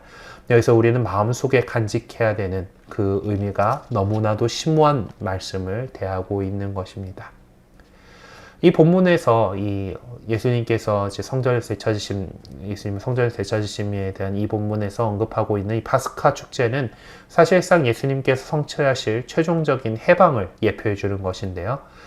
파스카 축제란 여인들과 제자들이 주님이신 예수님의 시신을 발견하지 못함으로써 그분께서 그분의 아버지 집에 계시는 것이 당연하다라는 명백한 사실을 인정해야 할 그런 날을 의미합니다. 눈부시게 차려입은 사람들은 사람의 아들은 죄인들의 손에 넘겨져 십자가에 못 박히셨다가 사흘 만에 다시 살아나셔야 한다고 하신 예수님의 말씀을 여인들에게 상기시켜 주게 될 것입니다. 예수님의 지혜, 그분의 말씀, 그분의 가르침은 아버지 하나님과 내적인 친밀성을 간직하시고 아버지 하나님께 조건 없이 순종하는 모습 안에 담겨 있어요. 예수님의 성전에 대한 마지막 지적 내용과 모든 일을 마음속에 새겨두었다라는 어머니 마리아의 태도에 관한 내용은 예수님을 맞아들이도록 우리를 초대하고 있습니다. 소년 예수님은 성장하셨죠. 소년 예수님의 성장이 지금 단계에서는 한 인격으로서의 성장을 의미하지만은 사실 우리 모두 하느님 아버지에 대한 믿음과 지식에서 일치를 이루고 성숙한 사람이 되며 그리스도의 충만한 경지에 다다르게 됩니다라고 지적한 바오로의 어떤 그 몸의 이 의미로서 이해할 수 있을 겁니다. 이런 관점에서 모든 일을 마음속에 새겨두었다라는 말의 의미를 알아두었으면 합니다. 예수님의 어머니 마리아가 모든 일을 마음에 새겨두었다라는 것이 예수님의 지혜와 키가 자랐다는 것과 무관한 것이 아니죠. 마리아는 예수님을 태중에 품고 계셨지만 이제 마음속에 품고 계십니다. 그것은 예수님의 부활과 부활에 대한 증언회로 이제 연결되게 될 것입니다. 자, 그러면은 이제 그 나자렛으로 이제 카파르나움에서 초기 이제 공생활 시작으로 가겠습니다. 네, 마테오복음서에서 어떤 강령이라고 제가 적어 놓겠습니다는 일의 근본이 된 큰 줄거리 이제 그리고 뭐 이제 정당 시민단체 등들이 어떤 그 자신들의 어떤 입장, 기본 입장, 뭐 규범 뭐 이런 것들을 영역을 강령이라고 하는데 어떤 중요한 내용이다라는 거죠. 강령에 해당하는 담화문은 마테오복음서에서는 산상설교예요. 행복하여라로 시작하는 산상설교고 마테오복음서에서 산상설교와 유사한 내용으로 소개되고 있는 루카복음서의 평지설교는 마테오복음서보다 내용이 짧습니다. 그리고 루카복음서 전체로 볼 때 어떤 강령에 해당하는 그런 담화문은 아니에요. 루카복음서에서 강령에 해당하는 담화문은 복음서와 사도행전에서의 예수님의 선교를 그런 사명을 미리 밝혀 보여주고 있는 나자렛에서의 담화문이라고 할 수 있겠습니다. 4장 14절에서 44절에서 소개하는 그래서 이제 말씀을 선포하시는 예수님을 하나님의 축복을 전해주는 예언자처럼 소개하고 있습니다. 구체적으로 말해 루카복음서에는 예수님을 성령의 힘을 지니신 은총의 말씀으로 표현하고 있습니다. 마르코복음서에서 때가 차서 하나님 나라가 가까이 왔다. 회개하고 복음을 믿어라 라고 한 표현이 루카복음서에서는 영감을 받아 축복의 말씀의 신비를 깨닫게 해주는 예언자들을 묘사할 때 사용하던 표현으로 대체되고 있어요. 구체적으로 베드로는 코르넬리우스의 집에 설교할 때 예수님을 하나님의 말씀으로 소개하고 있습니다. 하나님께서는 예수 그리스도 곧 만민의 주님을 통하여 평화의 복음을 전하시면서 이스라엘 자손들에게 보내신 말씀을 여러분은 알고 있습니다 라고 표현을 하고 있죠. 베드로는 하나님께서 나자렛 출신 예수님께 성령과 힘을 부어주셨다는 말로써 예수님의 신비를 밝혀주고 있습니다. 루카복음서 저자가 은총의 말씀을 역사 안에 위치시키는 방법은 특별하죠.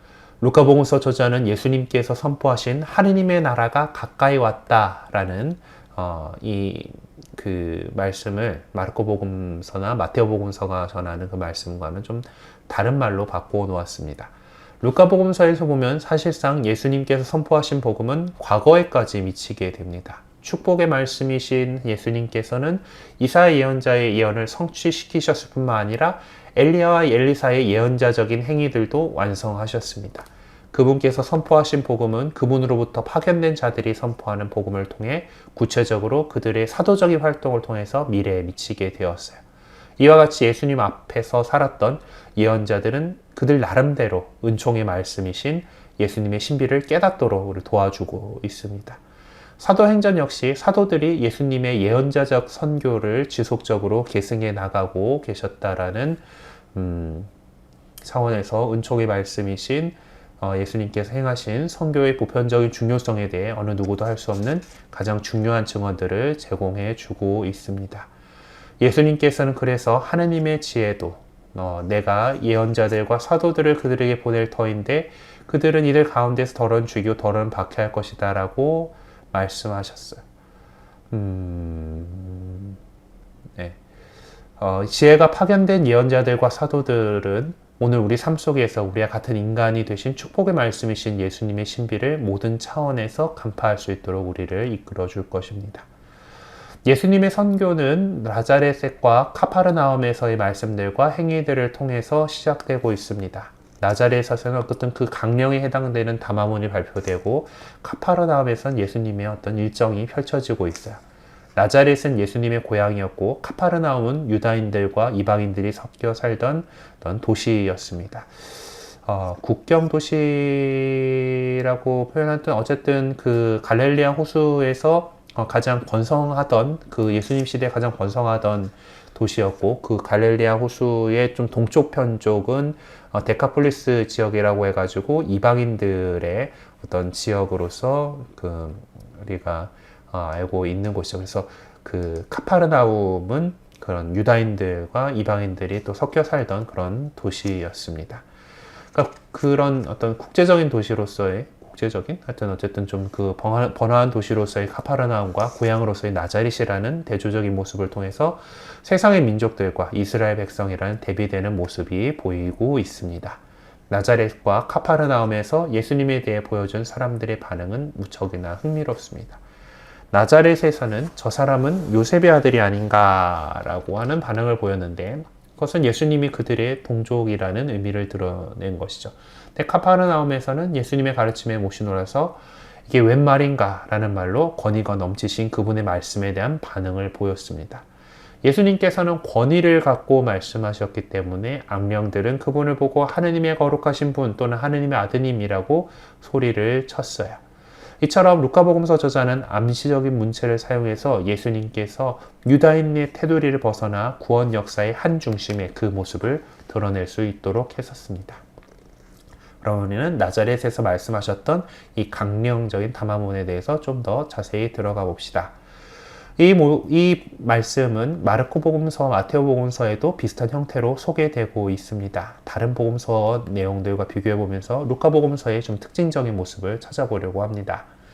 마테오 복음서에서는 예수님의 말씀과 행적들을 장황하게 소개한 다음에 이제 8장에서 13장에 이제 그렇게 한 다음에 13장에 가서야 그분께서 고향에 방문하셨다라는 내용을 전해줍니다. 그리고 마르코 복음서에서는 예수님의 진정한 친척이 누구인가를 설명하는 2부의 결론으로서 사용을 하고 있어요. 마테오 복음서나 마르코 복음서와는 달리 루카 복음서에는 이 이야기를 예수님의 이 선교적인 활동 초기에, 공생활을 시작하는 초기에 배열하고 있습니다. 루카 복음서 저자가 전해주는 이 본문에서 예수님만 나타나요. 그러니까 다른 복음서와 달리 루카 복음서에서는 예수님께서 카파르나움과 그 주변 촌락에서 행하신 업적을 소개하고 그것을 본 연후에 첫 번째 제자들이 부르심에 응답하고 있는 모습을 전해줍니다. 루카복음서 저자는 편집적인 서문으로 이 이야기를 시작합니다. 예수님께서는 성령의 힘을 지니고 갈릴레아로 돌아가시어 여러 회당에서 가르치셨고 그 결과 모든 사람에게 칭송을 받으셨습니다. 그것이 이 사람들이 예수님께 보여준 첫 번째 반응이었어요. 그래서 예수님의 나자렛에서 활동은 두 단계에 걸쳐서 이루어지는데 첫 번째 단계는 회당 의식의 테두리 속에서 전개된 것으로 이사야서 61장 1절에서 2절에서 인용한 그 말씀, 예수님이 그 내용을 봉독하시는데 그 안에서 성취되었다라는 데 초점을 맞추고 있고, 두 번째 단계는 엘리야와 엘리사의 행위를 상기시켜 줌으로써 예수님께서는 일반적으로 통용되는 영접의 애매모호한 성격을 밝혀주었다라는 데 초점을 맞추고 있습니다. 예수님의 나자렛에서의 활동에 관한 군중들의 반응은 흥미롭게도 여러 형태로 소개되고 있어요. 처음에는 말씀하신 예수님을 예의주시했고, 그 다음에는 화가 잔뜩 나 있었고, 끝으로는 예수님의 자기는 능력을 어떻게 해볼 수 없어서 무기력한 상태에 빠져버렸습니다. 그냥 예수님 빠져나가서 아무것도 못하고, 죽이려고 했지만은 빠져나갔죠. 일단 이 본문에서 보면 예수님을 만난 사람들은 안식일을 지내러 모인 유다인 공동체였습니다. 루카복음서 저자는 사도행전에서 바오로와 바르나바가 피시디아의 안티오키아를 방문했을 때도 회당에서 거행되었던 의식을 거기에 회당에 참여했다고, 이제 안식일에 그 유다인들 회당에 나가가지고 그들이 참여했다라는 것을 상기시켜주고 있어요. 루카복음서 저자는 예수님을 만난 유다인 공동체를 언급함으로써 예수님의 선교가 바로 그 유다인 테두리 안에서 시작되었다라는 것을 지적해줍니다. 사도행전을 통해서는 제자들의 복음 선포도 스승님이 했던 그것처럼 유다인들의 테두리 안에서 시작될 것이다라는 것을 예고해주죠. 나중에 어떤 전혀 하느님과 연관이 없던, 이스라엘과 연관이 없던 그리스 사람들 또 이방인들에게도 전하지만은 기본적으로 처음에 어떤 활동의 시작은 곳곳에 있는 유다인 공동체 안에서 복음이 선포되었던 것이죠. 루카복음서 4장 18절에서 19절은 이사야서 61장 1절에서 2절을 인용하고 있는데요. 이것은 제2사야서에 예고된 희망이 구현되는 것으로 예루살렘 성전의 재건에 관해서 말하고 있는 부분입니다. 그래서 예수님 당시 시대의 유다인 전승은 이사야서 61장이야말로 지상에 하느님 나라를 세우고 이스라엘 백성에게 결정적인 해방을 안겨줄 메시아를 예고하는 예언서 그 본문이라고 인식하고 있었습니다. 이런 상황을 염두에 둔다면 루카복음서 저자가 그것을 인용한 것은 예수님의 말씀을 듣고 있는 청중들이 바로 그런 메시아니즘의 한 중심에 자리하고 있음을 확인시켜 주는 것이라고 말할 수 있습니다. 여기서 루카복음서 저자는 선포하다라는 동사를 여러 번 사용하고 있는데, 그 내용은 한마디로 예수님께서 오셨다라는 거죠. 은혜로운 해라고 표현한 것은 레위기에 나오는 신연법에서 가져온 것으로 하나님 나라를 맞아들이기 위해서 도저히 용납될 수 없는 인간적인 불행과 비참함이 더 이상 지속되어서는 안 된다라는 의미로 불행이나 고통을 겪고 있는 모든 사람들에게 해방을 가져다 주어야 한다는 뜻을 내포하고 있습니다. 그런데 루카복음서 저자는 예수님의 말씀을 인용함으로써 지금 이 순간이 바로 그 순간이다 라고 지적해 주십니다. 다시 말해 예수님 안에서 이 은혜로운 해가 시작되었음을 명백하게 밝혀주고 있어요. 오늘이 성경 말씀이 너희가 듣는 가운데서 이루어졌다. 여기서 사용된 오늘이라고 하는 표현은 예수님께서 바로 이사야서 61장을 통해 예고된 메시아이심을 선포하는 것입니다. 하지만 회당에 모여있던 사람들에게는 그런 믿음이 없었습니다. 그것은 23절에서 볼 수 있듯이 예수님의 계시 말씀을 통해서 확인해 볼 수가 있어요. 예수님께서는 랍비 문학에 찾아볼 수 있는 격언을 사용하시죠. 회당에 있던 사람들은 예수님의 말씀을 듣고 네가 카파르나움에서 하였다고 우리가 들은 그 일들을 여기 내 고향에서도 해보아라 라는 식으로 예수님을 유혹하고 있는데, 이 모습은 예수님과 함께 매달린 죄수가 당신은 메시아가 아니요 당신 자신과 우리를 구원해 보시오 라는 유혹하게 될 내용과 맥을 같이 하게 됩니다.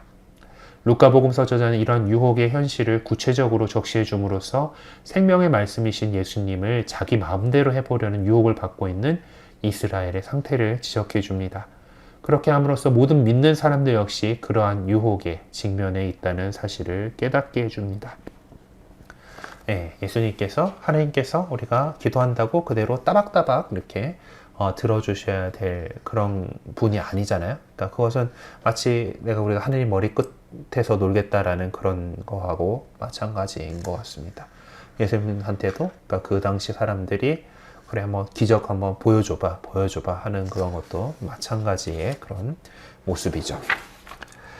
마테오복음서 13장 57절과 마르코복음서 6장 4절에서는 예언자는 어디에서나 존경받지만 고향과 집에서만은 존경받지 못한다 라고 표현하는데요. 루카복음서자는 어떠한 예언자도 자기 고향에서는 환영을 받지 못한다라고 조금 다른 식으로 표현하고 있습니다. 그는 메시아 시대가 예수님 안에서 이미 개막되었다는 사실을 특징적으로 표현하기 위해서 그렇게 하고 있는 거죠. 하지만 예수님 안에서 메시아 시대가 열렸음을 받아들이지 않거나 거부하는 사람들에게는 구원의 실제가 결코 체험될 수 없습니다. 루카복음서 저자는 그것을 강조하고자 했었던 것입니다.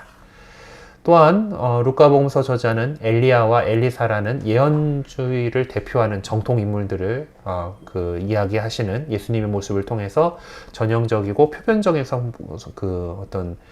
성격을 이 본문에 부여하고 있습니다. 엘리야 역시 배척당했고 많이 이제 도망 다녔어야 됐고요. 또 기적을 기근이 들었을 때 이제 사렙타의 과부에게 기적을 베풀어 주었습니다. 또 엘리사는 여러 나병 환자가 있었지만은 아람 인고의 군대 장수인 나아만의 나병을 치유해 주었죠. 네.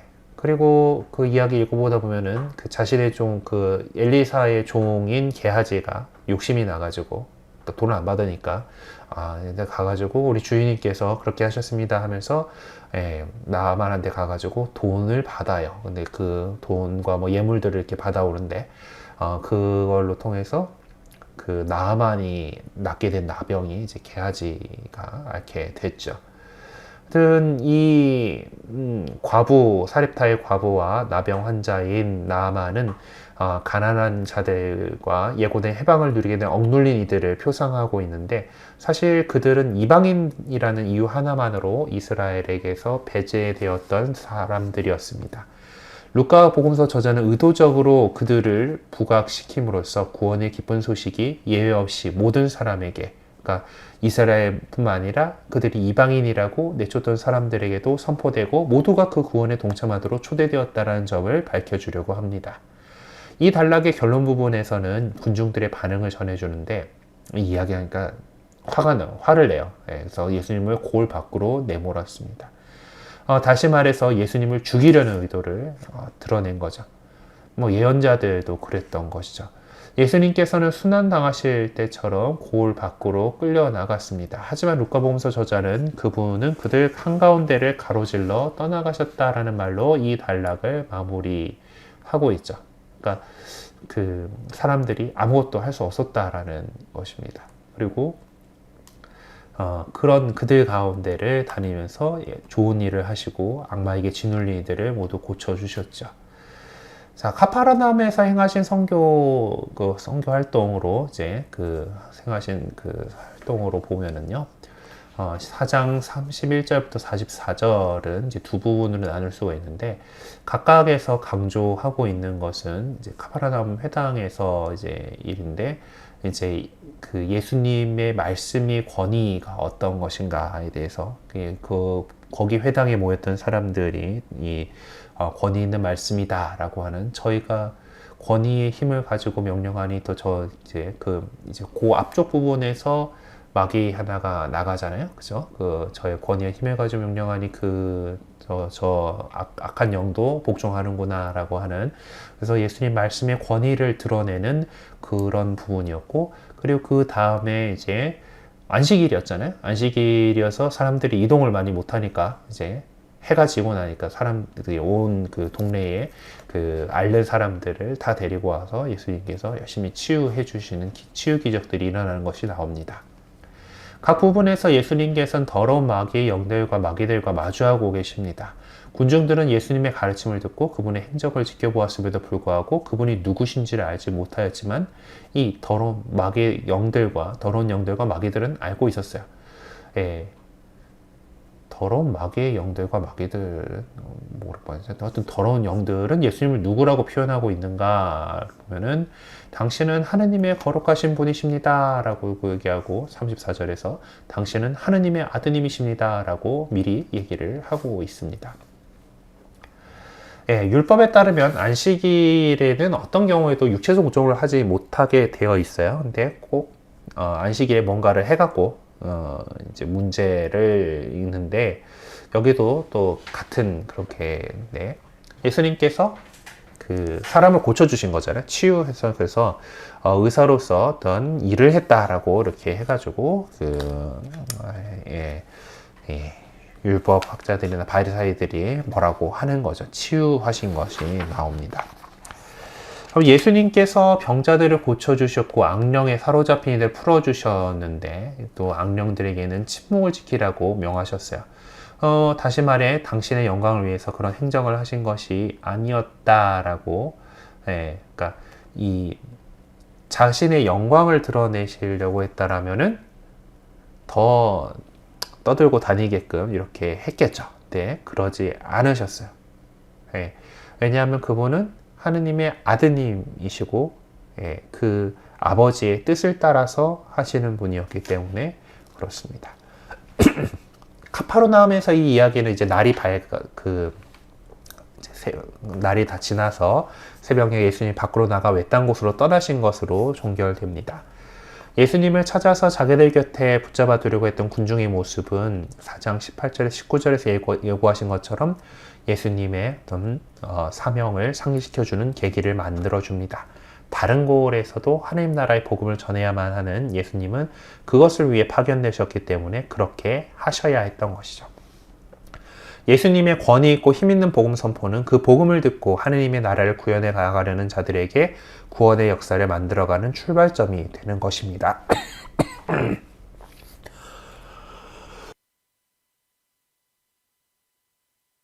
침 좀 잘못 넘어갔어요. 네. 이렇게 해서 예수님께서는 역사의 구체적인 시공간 안에 들어오셔서 선포하신 복음의 메아리가 그 복음을 살아가는 자들에게 의해서 지속적으로 또 역사의 또 다른 구체적인 시공간 안에서 울려 퍼지고 있어요. 그것을 복음이 선포됨으로써 종결되는 것이 아니라 늘 새로운 시작을 알리는 것이다라는 것을 알게 해줍니다. 루카복음에서 마지막으로 살펴볼 부분은 이제 엠마오로 가는 길 이야기입니다. 이 참 아름다운 이야기이죠. 이 본문은 루카복음서 저자의 문학적인 자질과 그의 신학적인 특성을 극명하게 드러내 보여주는 본문 중에 하나입니다. 정확하게 지적하자면 이 본문은 부활하신 분의 발현에 관한 것이 아니죠. 루카복음서 저자도 발현이라는 용어를 사용하지 않습니다. 그 이유는 본문에서 강조하고 있는 것이 누군가를 보았다라는 사실에 대해서가 아니라 부활하신 분의 현존을 인식하기 위해 거쳐야 되는 여정에 관한 것이기 때문이에요. 걸어가면서 차근차근 그분을 알아나가게 되죠. 그러므로 우리는 이 본문을 우리 가운데 살아계시는 부활하신 예수님을 나날의 삶 속에서 어떻게 인식할 것인지를 제시해주는 교리교육으로 보아야 할 겁니다. 그래서 루카복음서에서만 전해주고 있는 본문을 마르코복음서에서 그에 관한 내용을 짧게 전해주긴 하지만은 그것은 보통 이제 마르코복음서 원래의 것이라기보다는 후대에 편집된 것으로 많이들 이해하죠. 그래서 그 루카복음서 내용들을 이렇게 좀 살짝 이렇게 표현하는 건데 어쨌든 루카복음서에만 자세하게 전해주고 있는 내용을 보기 전에 좀 몇 가지 문제점을 살펴보겠습니다. 첫 번째 문제는 문학 유행에 관한 것이에요. 이 본문과 유사한 모습을 창세기 18장 1절에서 15절에서 나오는 마물에 있었던 이야기와 또 삼손에 관한 이야기 속에서 찾아볼 수가 있습니다. 그래서 성경 비판가들은 이 본문을 가리켜서 여행기라던가 인식의 장, 현현의 장, 성사론적인 교리교육이라고 이름 붙이고 있어요. 두 번째 문제는 이 이야기의 역사적 근거에 관한 것입니다. 난점이 두 가지가 있는데 구체적으로 엠마오라는 지명이 명시되고 있지만은 이 사본에 따라서 어디가 엠마오인지를 설명하는 게 좀 달라요. 어떤 사본, 그러니까 이제 성경은 본문이 소실됐잖아요. 다 필사본들을 통해서 이렇게 파악을 하고 있는데 어떤 사본에서는 엠마오까지가 60스타디온이라고 하고 다른 사본에서는 160스타디온이라고 해요. 그래서 60스타디온이면은 지금 환산을 해보면은 11km 정도, 그럼 160스타디온이라면은 거의 한 30km 정도에 해당합니다. 고고학적 관점에서는 엠마오라는 곳을 지금 현재의 엘 큐베이베트나 아보고시라는 곳이라고 보다는 이제 하여튼 기본적으로 엠마오가 어딘지는 정확하게 몰라요. 예. 그래서 그거는 그냥 해놓고 봅시다. 그래서 이 본문을 두 부분으로 나눠볼 수가 있는데 13절부터 27절은 말씀을 중심으로 하고 있고 28절부터 35절은 행위를 중심으로 이렇게 볼 수가 있습니다. 그리고 15절과 30절이 좀 병행하는 모습을 보이고 있다는 것을 확인해 봐야 되는데요. 그들이 이렇게 이야기하고 토론하는데 바로 예수님께서 가까이 가시어 그들과 함께 걸으셨다. 에게네토라고 하는 거 보면 걸으셨다는 건 함께 계셨다라고 이렇게 볼 수가 있을 것 같은데요. 예, 그리고 30절에서 그들과 함께 식탁에 앉으실 때 예수님께서는 빵을 들고 찬미를 들으신 다음 그것을 떼어 그들에게 나누어 주셨다라고 이제 걸으셨다, 나누어 주셨다라고 표현이 되어 있습니다만은 같은 동사인 에게네토 동사를 사용하고 있습니다. 루카복음서 저자가 어떤 병행법을 사용하는 경우 그것은 그가 중요하게 생각하는 것이 무엇인가를 표명하기 위한 것인데 여기서는 예수님께서 그들과 함께 하셨다라는 점을 강조하고 또 밝혀주기 위해서 이 병행법을 사용하고 있습니다. 루카의 두 번째 저서인 사도행전은 성령의 능력을 입으신 예수님이 어떤 분이시고 또 무엇을 하시는 분이신지를 구체적으로 밝혀줘요. 하지만 이 이야기 안에서 핵심을 이루는 것은 일상의 삶 안에서 당신을 인식할 수 있도록 자신을 내어주시는 부활하신 분의 현존에 있습니다. 부활하신 분께서 하시는 말씀이 성경의 내용을 깨닫게 해주고 있다는 것은 두말할 여지가 없습니다. 마치 그 말씀이 지금 체험하고 있는 것을 깨닫게 해주는 것처럼 말이에요. 그러나 부활하신 분께서 직접 하신 말씀은 두 구절 속에 담겨져 있을 뿐이고 이 말씀이 이 이야기의 핵심적이고 지배적인 요소는 아닙니다. 엠마오로 가는 제자들에게 나타나신 이야기의 핵심은 무엇인가를 알려주는 예고가 아니라 누군가를 인식하게 하는 만남에 있다고 하겠습니다.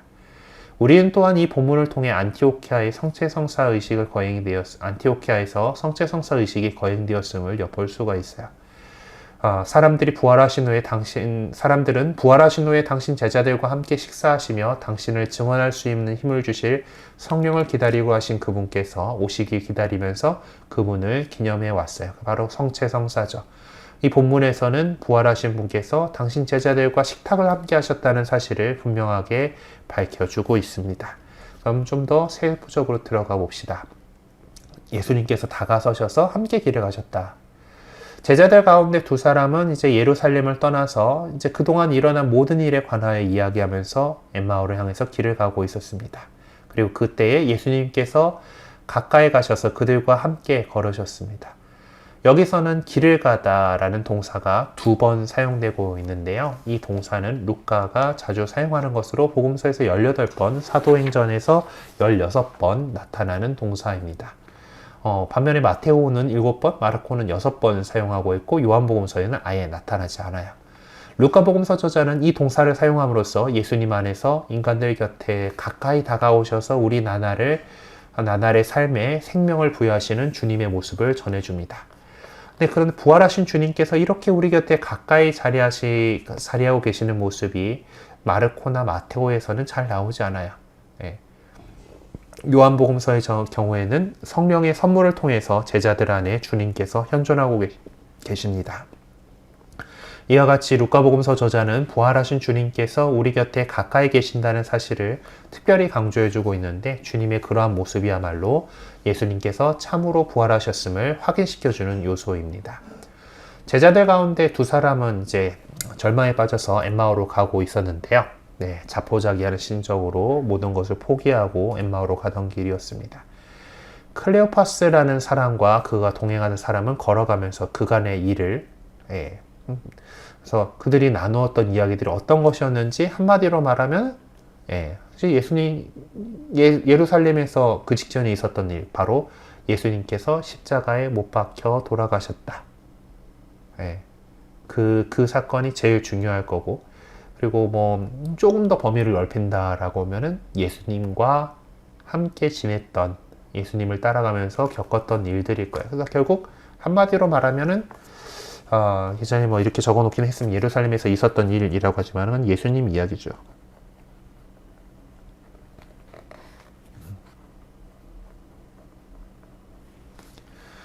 자, 무슨 일이냐라는 예수님의 질문은 그들로 하여금 기억을 되살리게 하는 역할을 하지만 또 실망과 좌절의 고통이 너무 강력하게 그들을 옥죄어 있어 기억해내는 것 자체가 아무런 소용도 없어 보이게 했습니다. 자, 그럼에도 불구하고 그들은 예수님에 관해서 구체적으로 말하기 시작을 했어요. 그들이 부활하신 분의 질문을 받고 응답한 내용은 어떤 것이냐. 네. 그분에 관한 이야기입니다. 이제 그분은 예언자로서 이제, 이렇게, 사람들이 칭송받으셨고, 어쨌든 그랬는데, 우리 백성에서, 해서 응답한 내용들을, 이제, 본문을 보시고 한번 적어 보시면 좋겠어요. 제가 깜빡 적어 놓지는 않았어요. 자, 그들이 회상해야 될 것들은 최근에 일어난 일입니다. 근데 최근에 일어난 일들, 예수님이 죽었어요. 그들이 가지고 있던 희망, 예수님께서 우리 구원하실 거예요. 라는 것이, 일치시킬 수 있는가라는 그런 부분입니다. 그들의 말에서 보면은, 예수님은 어떤 분이셨는가. 이제 1장 68절은 이제 그분께서는 당신 백성 속량하시고 라고 하는 거고, 이제 2장 38절은 한나에서 예루살렘 속량을 기다리신 모든 이에게라는 거고, 사도행전에서는 모세의 모습에서 지도자와 해방자. 그래서 결국 그들은 사도행전이 루카복음서의 표현에 따르면은 이스라엘을 해방시킬 분으로 우리는 알고 있었다라고 이야기를 하죠. 예. 사실 그들은 이제 사도행전의 큰 담화문들을 통해서 더욱 심화된 내용으로 표현되게 될 파스카 사건을 선포할 준비를 하고 있는 것이죠. 하지만은 그들은 아직 그 선포할 만큼의 확신을 가지고 있지 못했습니다. 그래서 희망을 지녀야 될 사람들이 절망의 나락에 빠져들었던 거죠. 바오로는 다 꺼져가는 희망이 솟구치기 시작했다라고 선언을 하고 있는데, 바오로는 무엇이 절망 속에서 희망을 갖게끔 했다라고 말하고 있는지, 사도행전의 이 본문들에서 이렇게 보게 되는데, 결국 그것은 죽은 이들이 부활하리라는 희망, 하나님께서 약속하신 것으로 죽은 이들을 다시 일으키신다라는 내용으로 결국 예수님께서 부활하셨다라는 것이 우리의 희망을 다시 가져올 수 있게 해주는 거죠. 근데 그들이 더 이상 희망이 없는 절망적인 상황을 겪으면서 무엇이 자기들을 그렇게 절망의 나락으로 떨어뜨렸는지를 이야기를 하게 된 건데, 그 이야기들이 뭔가 여인들이 무덤에 갔다가 예수님의 시신을 찾지 못했고, 천사들이 그분이 살아계시다라고 말을 했다라는 거예요. 근데 못 믿었던 거죠. 그러니까 결국 무덤이 비어 있었다. 근데 그걸 갖다가 부활의 의미로 받아들이지 못하고, 예수님은 돌아가셨지만은 누군가가 꺼내갔든지 어떻게 일을 겪으셨다라고만 그렇게 생각했던 거죠. 인간의 어떤 한계로서 그랬던 것 같습니다. 자, 그들이 절망의 원인이라고 말했던 내용들이야말로 파스카 사건을 깨닫고 선포하기 위한 단초가 되는 것들이었죠. 하지만 그 실망과 좌절이 너무 커서 그 이야기를 나누고 계신 그 주님도 알아보지를 못했습니다. 그 이유를, 그런데 9장 45절에 보면은 그 뜻이 감춰져 있어서, 또 18장 34절에는 그 말씀이 그들에게 감추어져 있어서 라고 표현을 하고 있는데, 그러니까 16절, 여기 이 본문의 내용에서는 그들의 눈이 가려서 그분을 알아보지 못하였다라고 이야기를 하고 있습니다. 한편 예수님께서는 그들이 하는 이야기를 들으시면서 그들과 함께 걸으셨어요. 하지만 그들이 하는 이야기를 들으신 후에 25절에서는 그들에게 단호하게 말씀을 하시는데요. 그 말씀의 의미, 그 믿음이 부족하냐라고 꾸짖으신 그 말씀을 하시면서 또 설명을 해주십니다. 예수님께서는 26절의 말씀을 통해서 그들로 하여금 사람의 아들이 당신 제자들에게 친히 예고하신, 그러나 제자들이 이해하지 못한 당신의 운명을 깨닫도록 해주십니다. 그래서 이곳에서는 예수님께서 당신을 지칭하기 위해 사용하신 호칭이 다른 곳에서하고는 다르게 나타나요. 그리고 그리스도는, 메시아를, 얘기를 직접 하십니다. 그래서 그리스도로 다른 호칭이 나옵니다. 루카복음서 저자는 순환의 마지막 예고 속에서 사람의 아들이 순환과 죽음에 관하여 예언자들이 기록한 모든 일이 이루어질 것이라고 언급한 바 있습니다. 루카복음서 저자가 그렇게 예수님의 죽음과 부활을 성경을 통해 증명하려 한 것은 구체적으로 말해 독자들 때문이었죠. 어떤 독자들을 염두에 둔 것일까? 그럼 당연히 성경을 알고 있는 유다인 독자들, 아마 이방계 그리스도인이라고 하더라도 그 유다교적인 배경이 아예 없는 사람들이 아니라 어떤 그 배경을 갖고 있는 사람들을 염두에 둔 것입니다. 사람의 아들이 고난을 겪은 뒤에야 영광을 누리게 된다는 당위성과 필요성에 관한 내용은 무엇을 표명하기 위한 것인가? 하느님의 계획은 반드시 성취되어야 한다라는 그 필연성을 이야기하기 위해서라고 볼 수가 있습니다. 루카복음서 저자는 예수님의 부활로부터 그리고 부활의 조명을 받아 성경의 본문이 충만한 의미를 지니게 된다는 점을 매우 강조해서 말하고 있어요. 그리스 출신인 루카복음서 저자는 성령을 체험하면서 예수님과 그분의 증인들을 통해서 모세와 예언자를 만날 수가 있었습니다. 그리고 그는 예수님께서 성경의 주석 내용이 되시기 이전에 그분 자신이 성경을 주석하는 분이시라는 것을 보여주고 있었습니다. 자, 뒷부분에 예수님께서 빵을 떼어서 나눠주시는 부분을 또 살펴봅시다. 28절에서 보면은 제자들과 그들과 그 두 제자들과 걸어오신 이 신비한 동행인은 그들이 찾아하던 마을, 곧 엠마오를 이제 가까이 이르게 될 때 이제 더 멀리 가려고 하시는 모습을 보여줬습니다. 예수님의 이 모습은 우리 모두가 보다 활기차게 믿음의 삶을 살아가도록 우리의 길을 열어주시는 것이라고도 볼 수가 있겠습니다. 믿음이란 말씀으로서의 뿐만 아니라 그분의 현존을 통해서 이렇게 키워지게 되죠. 그런 점에서 이제 저희와 함께 묵으십시오라고 그렇게 함께 모으려고 그 집에 들어가셨다라는 그 내용은 상당한 의미를 지닌다고 할 수 있겠습니다.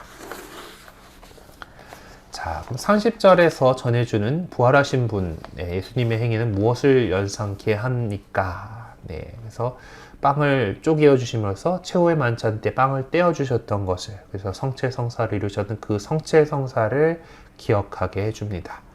루카복음서 안에는 빵에 대해서 언급하고 있는 내용들이 여러 군데가 나오는데, 자, 어떤 종류의 빵에 대해서 언급하고 있는지를 보죠. 4장 3절은 광야에서 유혹 이야기입니다. 악마가 단식 기도하고 있는 예수님한테 이 돌도로 빵이 되어보라고 해보시오. 할 수 있잖아. 배고픈데 이게 빵 만들어서 먹어. 이렇게. 그래서 육신의 배고픔을 채울 수 있는.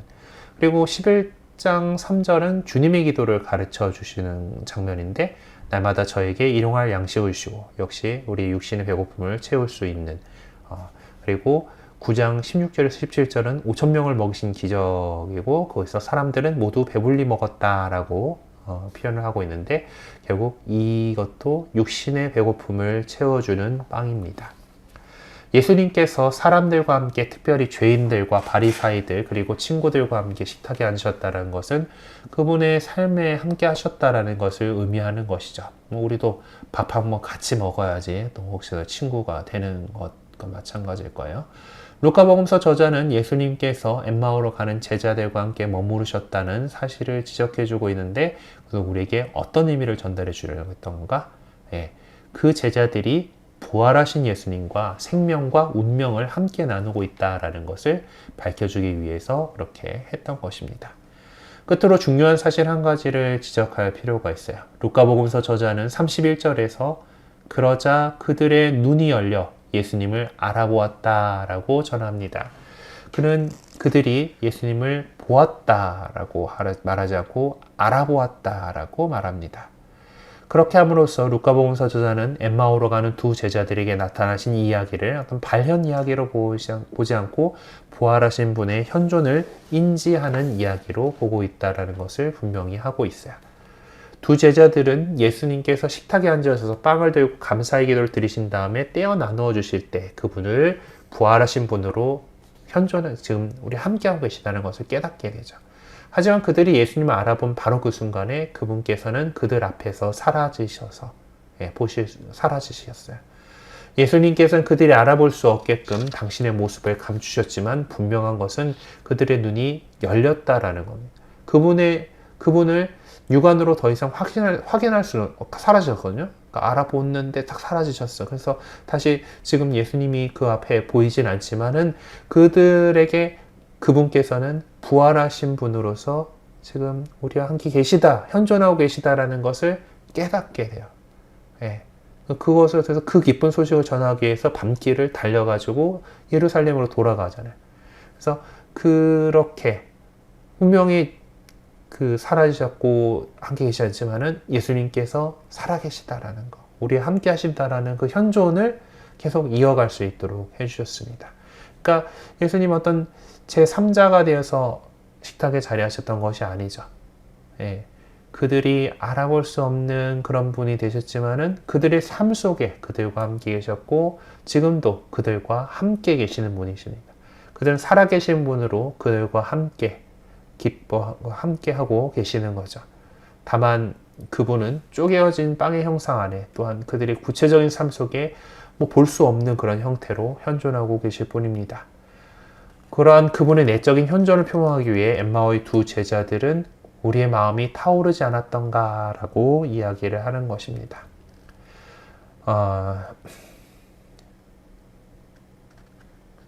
세례자 요한이 예언을 하기로는 이제 그분께서 불과 성령으로 세례를 베푸실 것이라고 예고한 바 있습니다. 예수님 스스로도 자신은 세상에 불을 지르러 오셨다라고 말씀하셨어요. 예수님께서 보내주신 성령께서는 우리의 역사 안에서 예수님의 현존을 계속 이어나갑니다. 예수님께서는 성령을 통하여 당신을 깨닫게 하시고 믿는 마음이 굼뜬 사람들에게는 믿음을 일으켜주시고 급기야 당신을 증언하게 해주셨습니다. 이렇게 부활하신 분의 현존을 깨닫게 된 두 제자들은 곧바로 일어나 11 제자와 다른 동료들이 모여있던 예루살렘으로 데려갔습니다. 거기에서 그들은 자기들이 예수님과 통계하고 있음을 검증받고 확인받을 수 있었어요. 네, 정말 주님께서 되살아나셔서 시몬에게 나타나셨다라는 문장의 형태는 시몬이라는 이름이 사용되고 있는 것으로 보아 가장 오래된 전승 중의 하나로 첫 번째 파스카 외침 선포로 간주될 수 있을 것입니다. 이러한 형태는 코린토전서 15장 4절에서 5절보다 더 앞선 전승으로 보입니다. 엠마오로 가던 두 제자들이 곧 클레오파스와 그 동료가 체험한 것의 의미가 무엇이었는지는 바로 그러한 선포를 통해서 구체적으로 밝혀졌다고 할 수가 있겠습니다. 그들이 겪었던 것을 이야기하고 전하는 것은 바오로와 바르나바 그리고 시몬처럼 부활하신 예수님을 생생하게 증언하는 것이 되겠습니다. 네, 오늘 이제 그래, 한 번은 이렇게 그냥 쭉 나가야지 진도를 다 뽑았어야 할 것 같은데, 네, 그래요. 지금 유튜브에다가 일단 지금 제가 녹화를 다 하고 있어요. 그래서 지금 그것을 올려드릴 거고요. 오늘 중에는 어찌 될지 모르겠고 힘들고 한번 내일이나 모레나 정도에는 확실히 올라갔을 텐데 제 유튜브 채널은 그냥 유튜브에서 김광두를 검색해 보시면 나옵니다. 네. 그래서 그냥 김광두 신부 김광두 뭐 제 채널 그냥 제 개인 채널이기 때문에 네. 그냥 김광두하고 적혀 있는데 그렇게 들어가 보시면은 지금 1강은 올려놨는데 2강은 파일을 날려먹어가지고 이제 못했고 이제 다시 볼 수 있도록 그렇게 준비해드리도록 할게요. 네, 혹시 질문하실 거 있으신가요?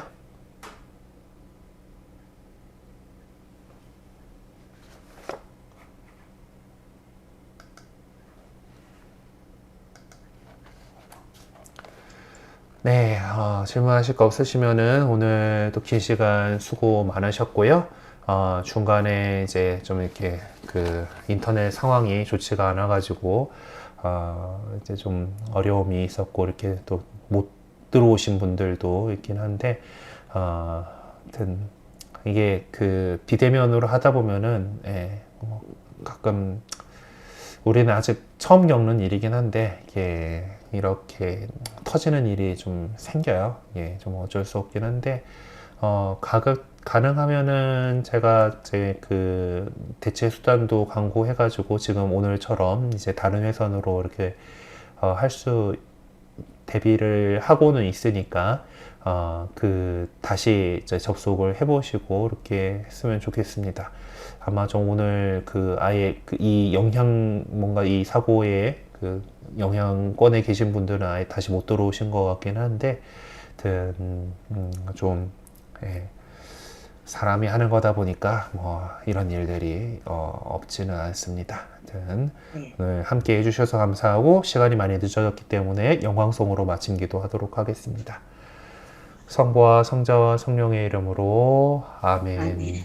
영광이 성부와 성자와 성령께 처음과 같이 이제와 항상 영원히 아멘. 성부와 성자와 성령의 이름으로 아멘. 네, 오늘 수고 수고하셨습니다. 많으셨습니다. 감사합니다.